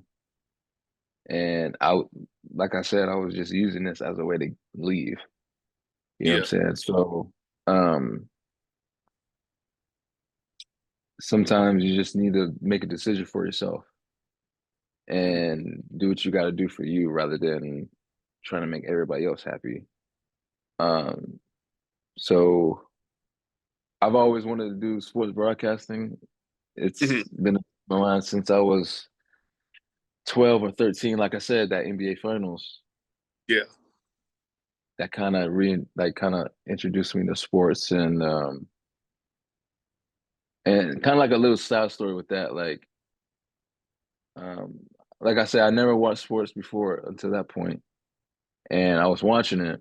I enjoyed the game, obviously, but Mhm. throughout the game, I was annoyed by the constant talking through it, like by the announcers and broadcasters. And I pulled my dad to the side after the game. He was like, "Did you enjoy the game?" It's like, "Yeah," but who were all those people talking and doing all that stuff? He was like, "Yeah, those are broadcasters, those are announcers. They get paid to talk about sports." Mhm. It was kind of like one of those shows like Light Bulb. Yeah. Oh, I know what I want to do. But it Yeah. was during the time where, I cared too much about what people thought and said. Yeah. And I was kind of like too shy and scared to get out of my comfort zone and do it. And coming from a quiet, shy person, doing something like that, you really have to step it up. And Yeah. I was nowhere near that at that point. So I pushed that dream to the side for years. And, fast forward to that moment by myself, no TV, no game. It's like either now or never. Mhm. Because by that point, I was what, 20, 21, Mhm. So I don't want to be one of those guys where 5, 10, 50, 20 years later, I look back at my life like, what if I would have did it? Right. You know what I'm saying? Like, what would my life be like if I would at least tried it? Right. So that was one of the moments I had, and I finally made a decision to finally do it. And the first step to embark on that journey was transfer. Hey, I, but if that, I, I'm gonna be. I just felt like and I'm just glad you've had the same like feeling. Like being at Chowan that freshman year, Kendrick, that was a tough year for me because like I had just broke up with my girlfriend, like high school sweetheart, everything. And like I had my best friends went to Chowan too. But just as a guy, like just as a guy, like how we're supposed to be viewed in a certain way and everything. Um, it was a tough freshman year because I got notified like as soon as the season started that I wouldn't be able to play because of I was academically ineligible, and I'm like, how is that even possible? Like, I graduated with three this blah blah blah blah blah.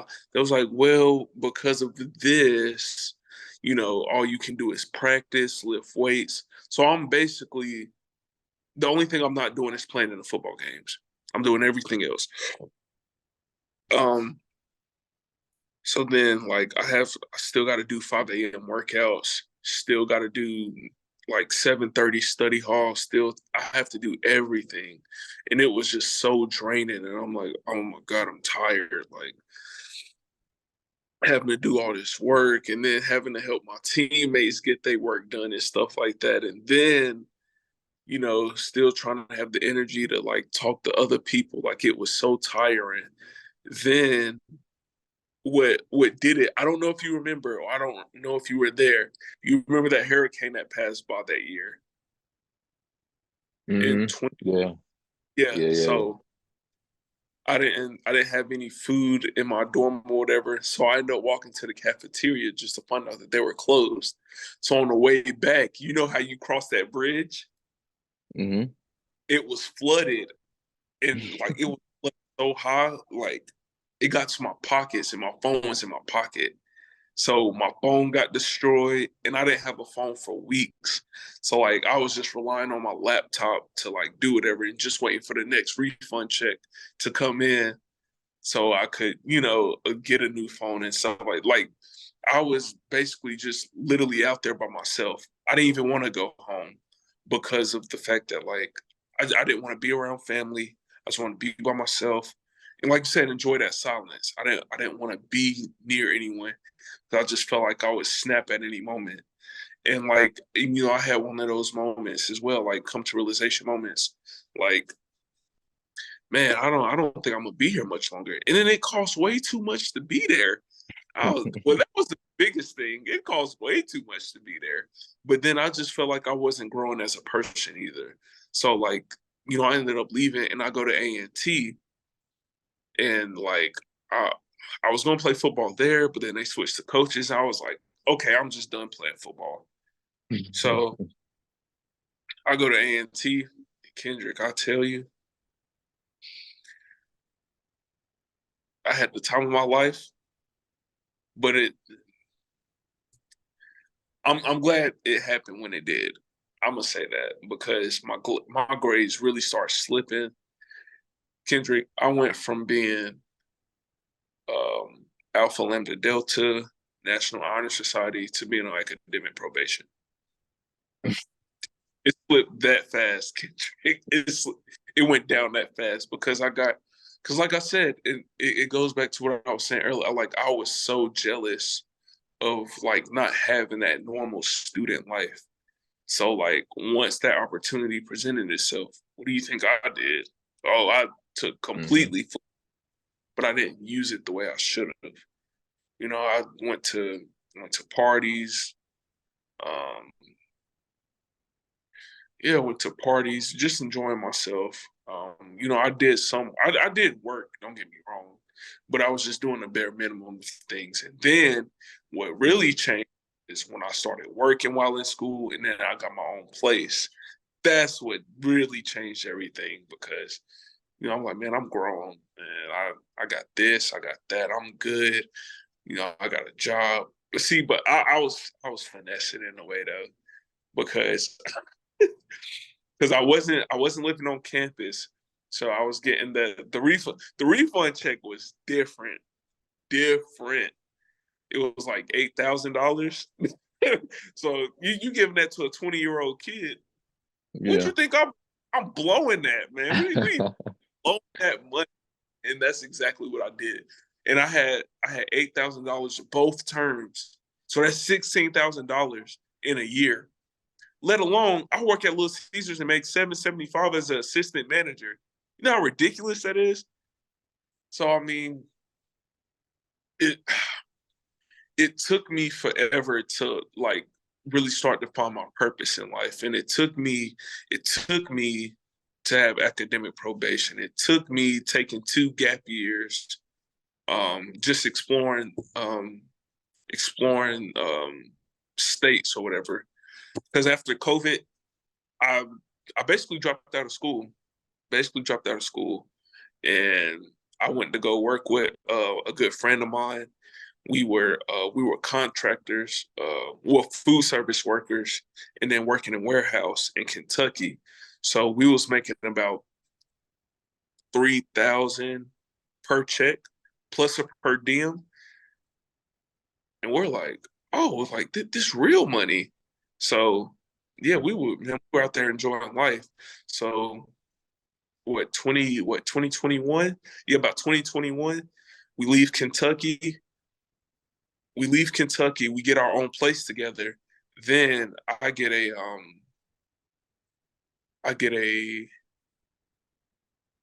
I get a call from my supervisor that I work with in Kentucky saying, oh, there we go. Saying, hey, Jelani, would you want to come work in Wisconsin? I'm like, no, why would I do that? Like, so I'm gonna tell you exactly what I did. So I was a food service worker and I worked in the kitchen for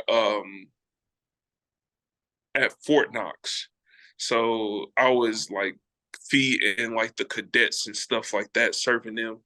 And it was some good money, Kendrick. It was some good money. The hours weren't bad. I worked from 3 a.m. to 1:30.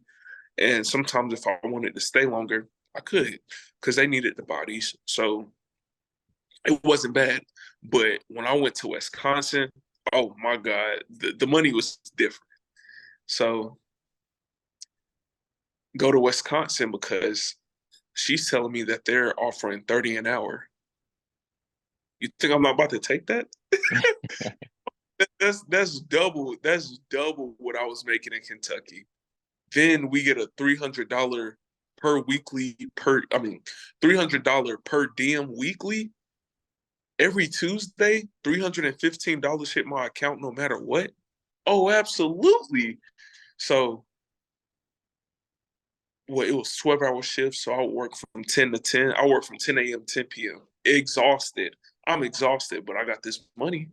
Sure do. Each check was the lowest check I had from there was probably 4,500. That was my lowest check. Then, but yeah, I was just working so much. And that's when I just really started to realize, like, man, like, do I want to keep doing this? Like, it's like, man, I miss school. I kind of miss being a kid a little bit. I miss the classes. I miss all of this because like just being around people who don't really have nothing going for themselves, it's like, man, I know I'm better than this. So like that's what it was like. I was thinking about that a lot, but I wasn't really putting anything into motion. It was just these were all just thoughts on going back to school.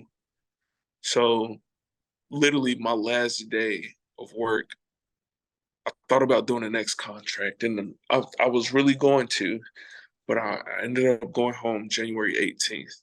I went home January 18th. I drove from Wisconsin, had a snowstorm. I drove through the snowstorm. I hit. I hate West Virginia. Like absolutely, every time I travel, I hate West Virginia. But I'm like an hour and 8 minutes away from home. I'm like, oh, I'm almost here. Kendrick, next thing you know, I get in a car wreck.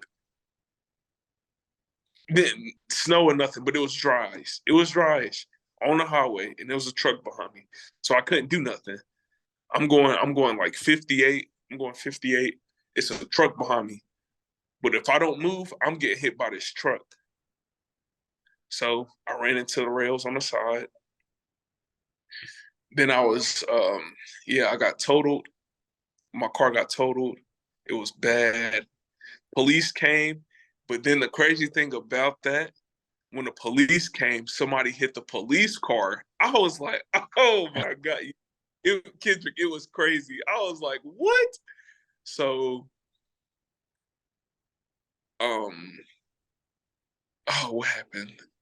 I lost my ID. I lost my wallet. I lost everything in that wreck. I couldn't find it because then it started snowing. So Kendrick, all I have right now is my backpack and Crocs, and it's snowing.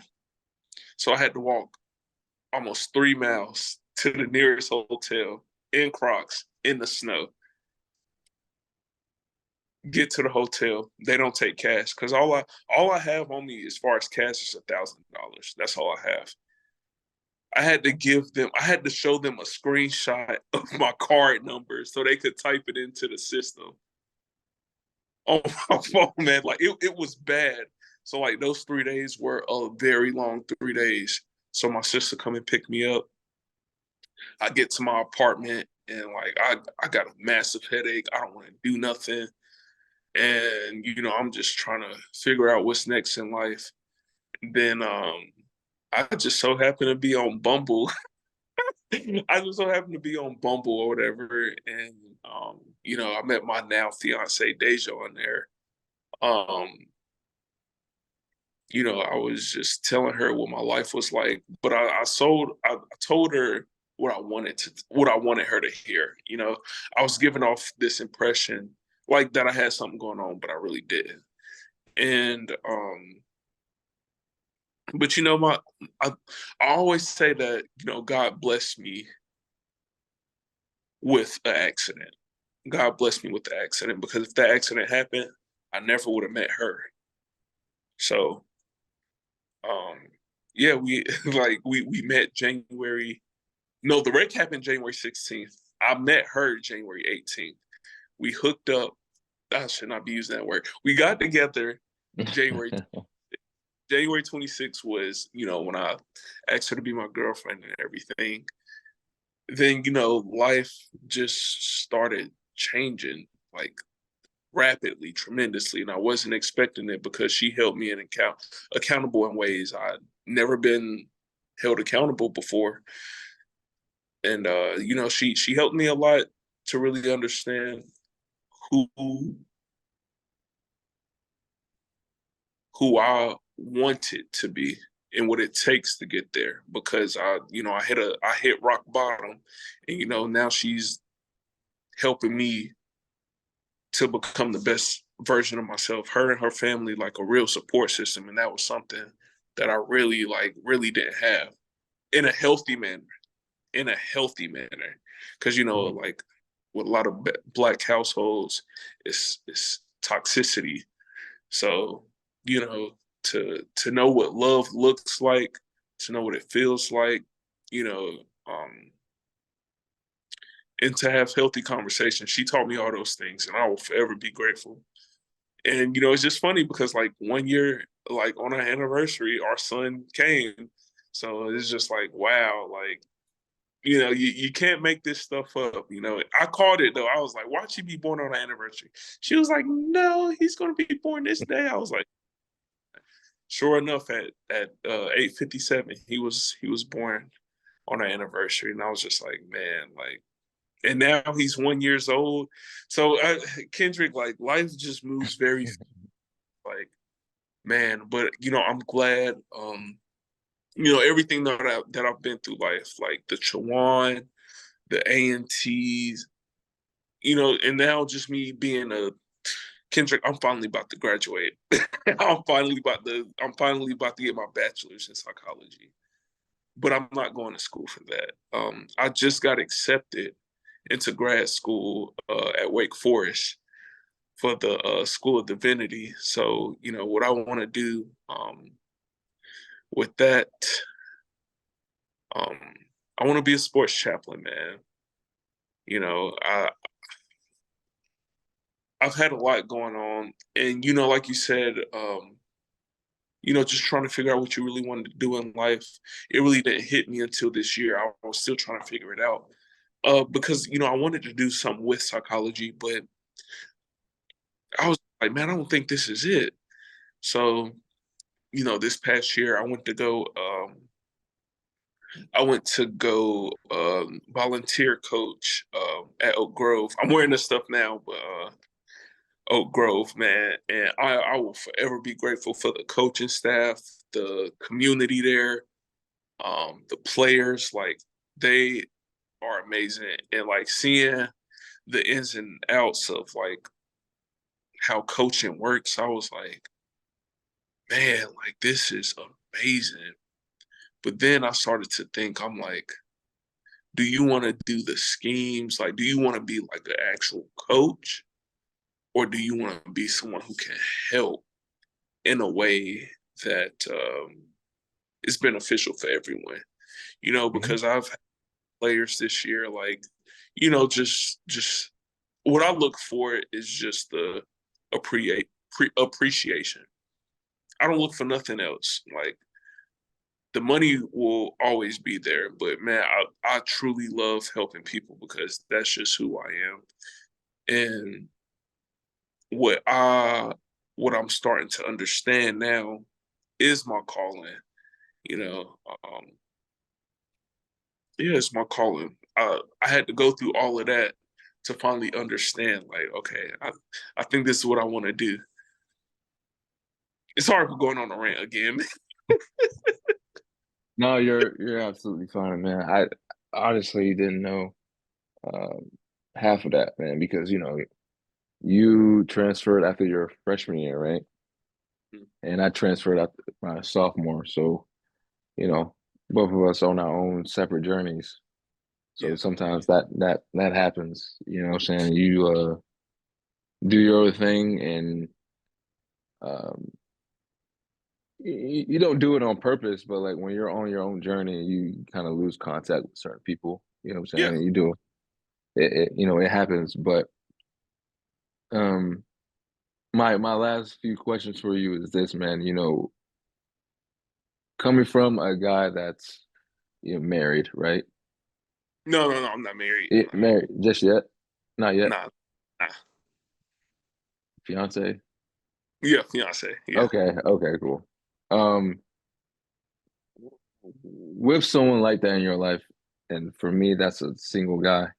What are the qualities that you would say is good to what qualities in a woman you would think is good to have as far as like having a woman in your life that you want to eventually marry, or Oh, advice for me, I guess. okay. I think the biggest thing, and it's something that I'm still getting better at. The first of all, just being able to communicate in the healthiest manner that you can, because a lot of relationships goes left because people don't know how to talk to one another, and then it becomes a misunderstanding. So I just feel like, um, oh, I'm sorry. Ooh, I'm sorry. That was the fiance right there. That was the fiance right there. But it's communication. If I can talk to you without you being upset, without you like being in your feelings, if we can talk in a healthy manner, and just try to find the problem of, like, what's the issue? What's the problem? If we can get underneath all of that in a healthy manner, that makes the conversation, that makes the relationship 10 times easier. Secondly, um, ooh, man, I'm trying not to think of, like, just me and what I like. I'm trying to, what qualities I would say, yeah, like, what comes with communication is listening to understand, you know, listening to understand. Just listen. Don't interrupt. Don't do anything like that, because and watch what you say. What not necessarily watch what you say, but watch how you say it too. Because like, as us as being men, we don't get a lot of compliments. We don't. It's a lot of things that we don't get. And when you bash us down for things or about things, we remember that. It's a lot of things that we remember, and it'll always be in the back of our head, because it's like, I remember you said this. But we don't show how much it hurts us though when you say these things. So we're stronger than what you think we actually are. Um, whew, um, being able to have somewhat of a sense of humor, like, just Hmm. be goofy, man. Be goofy with me. And I think, like, that's what makes our relationship work too. We're goofy in a sense, because, like, we be saying some crazy stuff, Kendrick. I'll be like, whoa, I'm like, you say that? Like, we do the whole pause thing, like the whole D's nuts. And I'm like, nah, she be catching me off guard. She caught me off guard the other day. And then she caught me off guard. She got me real good. So, like, a healthy competition as far as sense of humor. I think that's a big thing as well. And Kendrick, the crazy thing is we're complete opposites. we're complete opposites. But you know, in this case, the opposites ended up attracting. Um, what else? The biggest thing is, and it's so hard. Just and this was something we both had to understand. Meeting people where they're at. You know, and what I mean by that, like, don't understand the situation that they're in now. And if you choose to be part of that, help. If you don't, back off. But don't go having expectations of them being this and that. Because then it leads to disappointment. It leads to a lot of negative things. And, you know, that was something, you know, that she had to learn. And, you know, that I had to learn too. She met me where I was and she knew my situation and she wanted to help me, you know, because it's everything to have a partner. It's everything to have a partner to who believes in you more than you believe in yourself. And encouragement is a big thing because and it goes back to what I was saying. Women don't understand how much like their voice is powerful. Their tongue is powerful. If you just say the simplest thing, man, they could make our day. You just be Mhm. like, "Oh, I could be at work. Hey, I love you." Just calling in the man that make our day. Like it's stuff like that. So like what I look for or what qualities in a woman, be encouraging, treat other people the way you want to be treated, respect, um, communication, transparency, those things. That's the biggest one for me because a lot of people just don't really know how to talk, and then you know when one goes silent, you know, and of course everyone has. I'm not perfect. I'm not perfect at all. Far from it, because you know sometimes I still have bad habits. You know when we do talk, but I try to break those, or we try to reel it back in. But also just knowing who you're dealing with. You got to know who you're dealing with because if you're doing all of this, rah rah rah rah rah rah rah, and he's not even like giving you the time of day, you got to stop what you're doing in that moment. It's like, all right, hold on, like, what am I doing that's causing him to Yeah. zone out or be silent? Because that's a huge sign. Because it's like, well, I'm as a guy, we're thinking I'm not gonna say anything because the more I say, the worse it's gonna get. So it don't matter.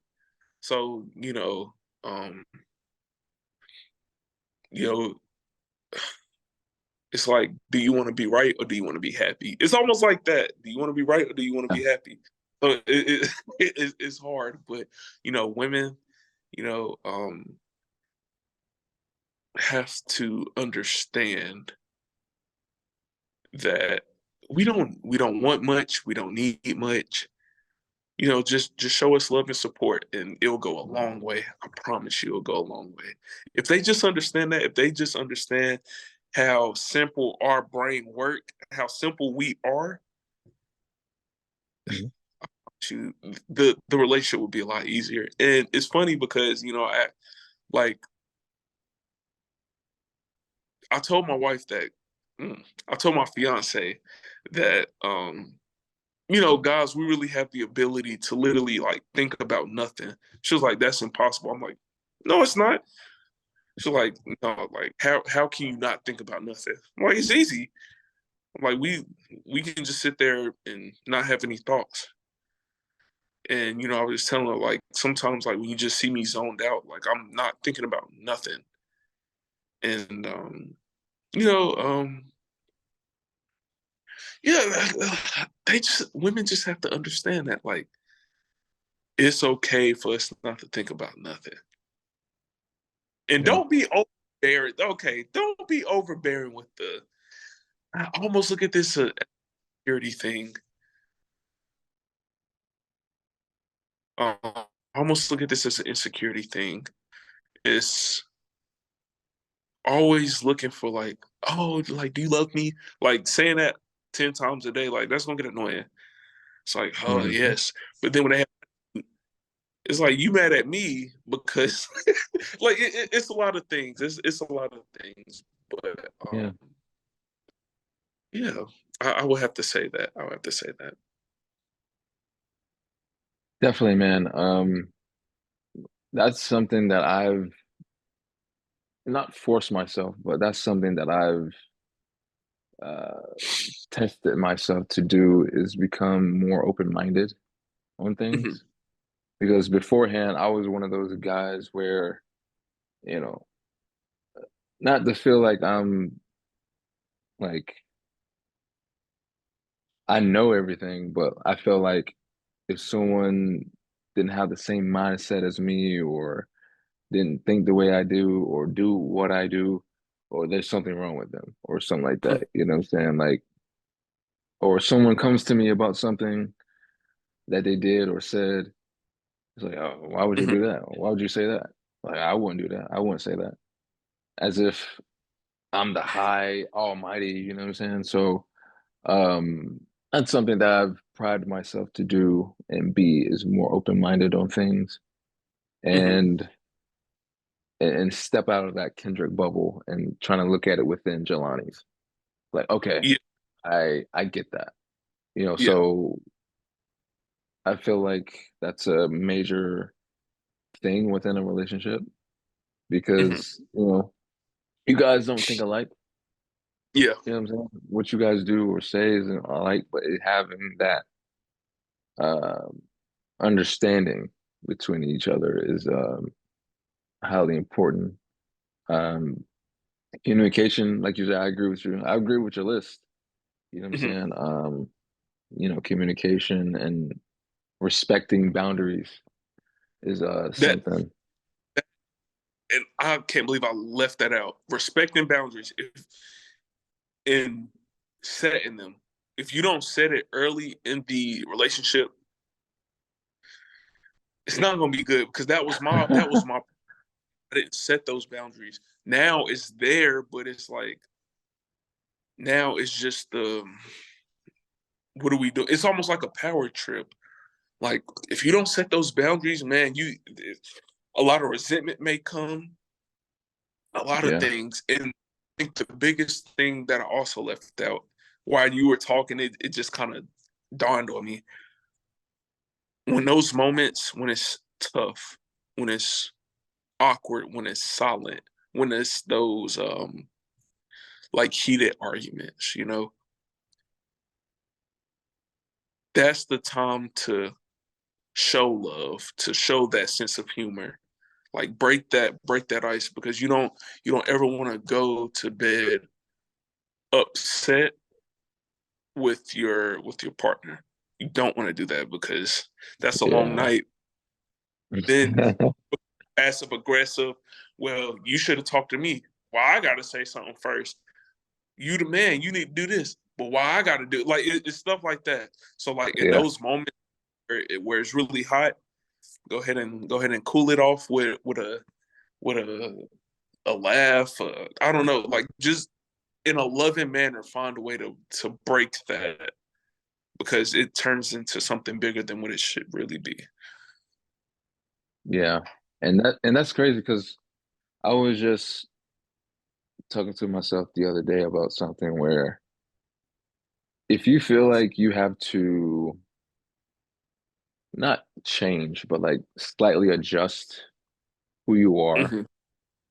or things that you do, things that you say just to satisfy this person Yeah, based off of insecurities they have within their own selves or things that they didn't heal from within themselves based off past yeah, situations, you're with the wrong person. yeah. And that's where I was previously, where because she was like very um, traumatized individual, you know. I'm not gonna put her business out there, but like she was like very traumatized based off of past situations um, and didn't heal from it. You know what I'm saying? So here comes Kendrick with my Superman cape, trying to prove that good men do exist. You know what I'm saying? So I would felt myself putting myself in situations where I have to protect this woman. You know what I'm saying? In any way possible, where if anyone says the slightest thing or do the slightest thing that could harm her, like I would snap just like that. And even Mhm. if it was family, my family, you know what I'm saying? Right. So like here I am about to turn up on someone that I love based off of this person that didn't really heal from something. You know what I'm saying? So I felt Yeah. myself changing. And that was another sign like I was with the wrong person. Why would you Mhm. put yourself in a situation like that with someone that you love and someone that helped raise you, mom and grandma and stuff like that. Mhm. So it was a interesting time, but slowly but surely I finally woke up from that and finally moved away from that. And it's hard because I've been through something similar to the previous relationship I was in, had the same exact thing, like had the cape on too, trying to do everything right. And whoever said anything about it, I'm gonna correct you. But yeah, like you said, not even realizing like she had her own insecurities and was just so traumatized from everything else. Like you're putting a now I'm starting to build resentment. Now I'm starting to feel like you're now I feel like I'm starting to enabling you in a emotional manner. Like it's Mhm. I can't always, not to say I can't always, but it's just like always defending you because of your insecurities. It's like, man, like what? So yeah, it's tough. I Mhm. most definitely understand. I most definitely understand. For sure, man. And my last question for you, man, is this. Because you mentioned earlier that you have a 1 year old. Mhm. How has becoming a father, and especially to a son, impact you? Woo, man, where to start? Um, Presence is most definitely felt. Having a child will make you slow down and make you think about a lot of things that you do in life. The thing that I always have in the back of my mind is, what I want Carter to do this. So I changed my ways. And it took a while because I thought having him, oh, I'm gonna just change just like that. No, it's a process just like everything else. I was a stay-at-home dad for about a year. So that way the fiance, she could just do what she needed to do, get as much rest as she needed, and also like work because she's the head honcho, and that's something like it's hard, not necessarily hard, but it was from society standpoint, like you ain't the provider, no, but I'm a damn sure help her. Mhm. But being a father, man, it comes with a lot of joy, man. Like seeing that little dude, like y'all know, just sitting there, it's like, man, wow, like I have a kid, and like them just smiling at you. It makes you realize that the days are long, but the years are short. Cause it's like he's already a year old, and it don't feel that way. Um, Being a father makes you it makes your instincts it increases your instincts. I'll say that. It increases you not giving a F about anything either. So like, at times the things that I used to care about so much I don't care about, or what other people would think or say, I could care less because I have a son. I care about him and my fiance. So I don't really care about anything else and what one has to say. Um who Now I think I'm learning how much of an impact that I'm making on them. Like I man, like he is glued to my hip. I'm surprised he's actually gone this long. I don't know, just chilling, I guess, as far as him just chilling, because he's more clingy to me than he is the mother, which is kind of surprising. But it's because like it's the little things. Like I said, like whenever I went to go to football practice and football games, he was with me. So like at practice while I'm coaching and stuff, he's right beside me.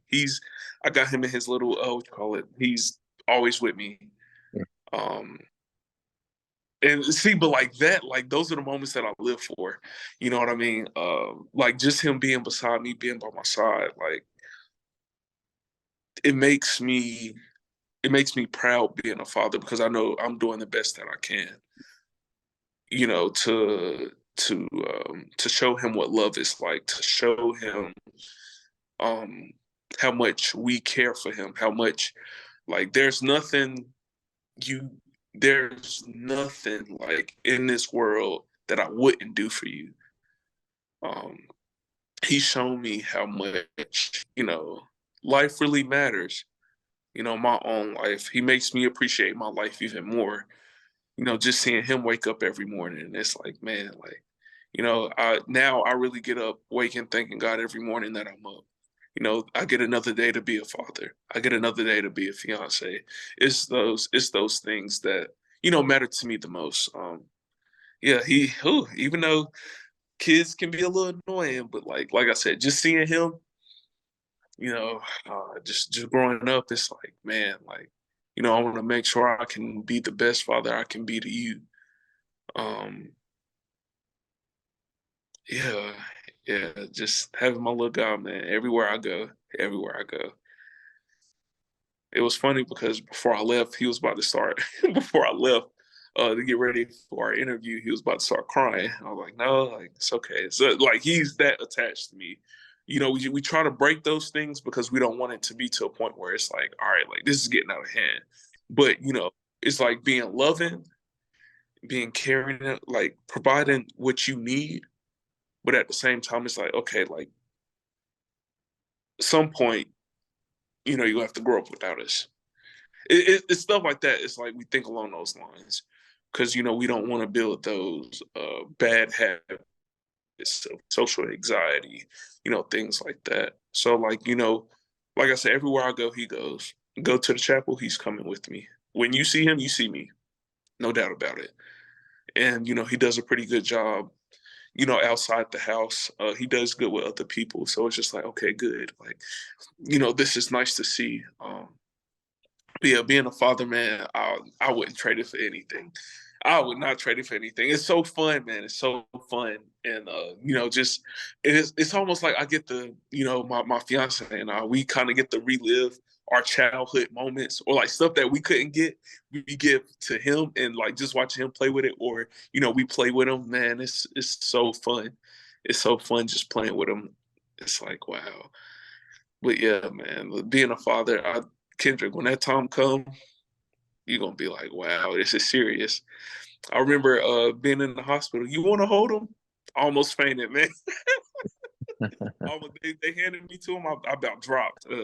Man, like it's real, man. It's real. But just know, and I always think about this quote now, that the days are long, but the years is short. And we're really starting to see that. Yeah, that's awesome, man. And my ultimate goal is to have a family myself. Mhm, And because for me, similar to you, I grew up in a single parent household as well. mhm, So I know what it's like to, live with mom, then visit dad on the weekends before my dad passed.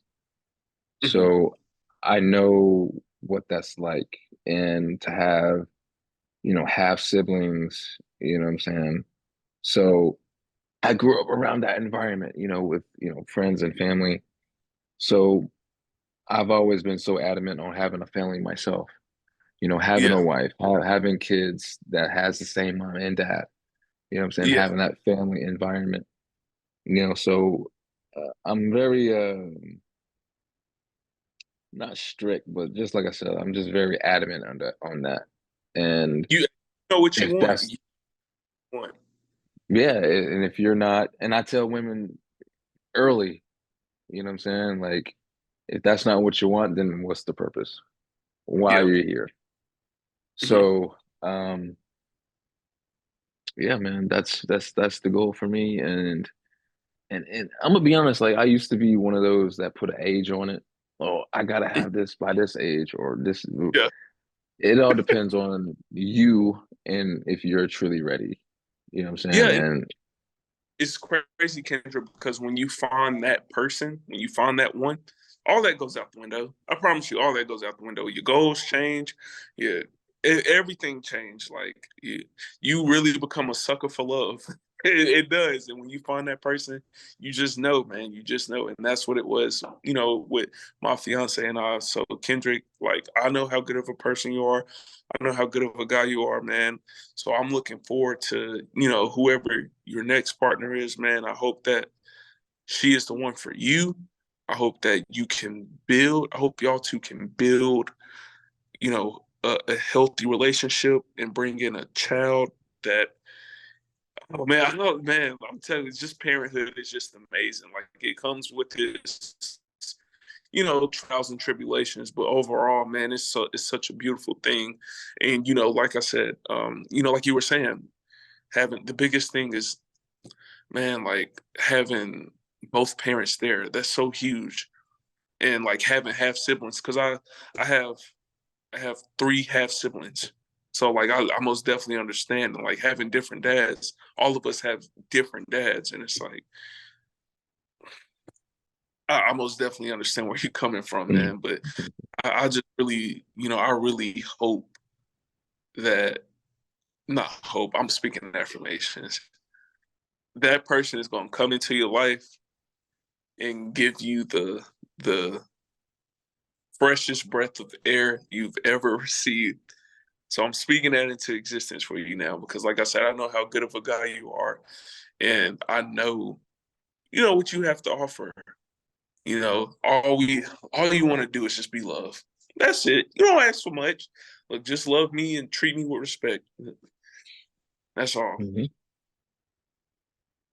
Yeah, most definitely, man. I've thoroughly enjoyed this conversation, Oh, absolutely, and man. I definitely needed it. You know what I'm saying? And Mhm. I hope for the next one, bro. Hey, man, thank you for having me, man. It's been an honor, man. I've been looking forward to this all week, man. So is my like, man, I've been waiting because I'm like, man, I ain't talk to my guy, like, actually talk. And I don't know Hmm. how long, but shoot, since Chowan actually, but I know like, we talk every now and then on the phone or whatever. But man, it was just great to, just actually talk to you and like, just let these conversations just take over or whatever. Man, it's been a pleasure, man. I just want to thank you for the opportunity. Yeah, most definitely, man. And definitely gotta get you on again for next once the season start back on. Oh, absolutely. Yeah, man. That's something good to talk about. Hopefully, I can be a little bit more optimistic, man. Yeah, a goal for me, definitely. I keep saying this for the past two, three seasons. I have to go to a game the next season. Kendrick, what are you saying? What are you saying? What do you think I'm saying? You saying you never been to a game? Is that what you saying? I've never been to a Carolina Panther game.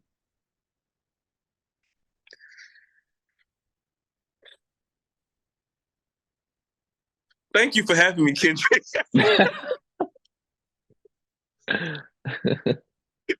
Oh man, look, you gotta go. You gotta go. It's fun. The fans are fun, man. The fans are fun. I have to say, the fans are fun. Hopefully, we can. Yeah, yeah, we can talk after. We can talk after. Yeah. After. Definitely, man. So, like I said, this is Conversations with yours truly, Kendrick McKnight, episode 4. Make sure you guys like, comment, share, and subscribe to the channel. And last question, bro. What are your socials people can follow you? Shoot, I just recently changed some of them. Instagram Jelani JELANI _ Kendrick last name. Once again, that's JELANI _ McKnight. If you guys want to, I'm on Spotify. Tune in to Jamboree Sports. I will be starting some things up again, and I will be having Kendrick on some episodes whenever I decide to be whenever I decide to get the ball rolling on that again. It's just been quite hectic for me as far as just being a dad or whatever. But I finally found some consistency with that. So now I'll have a set schedule. But yeah, I just mainly use Instagram. So once again, that's Jelani _ McKnight. Yeah, yeah, pretty much. That's all I got. All right, man. Until next video, sir.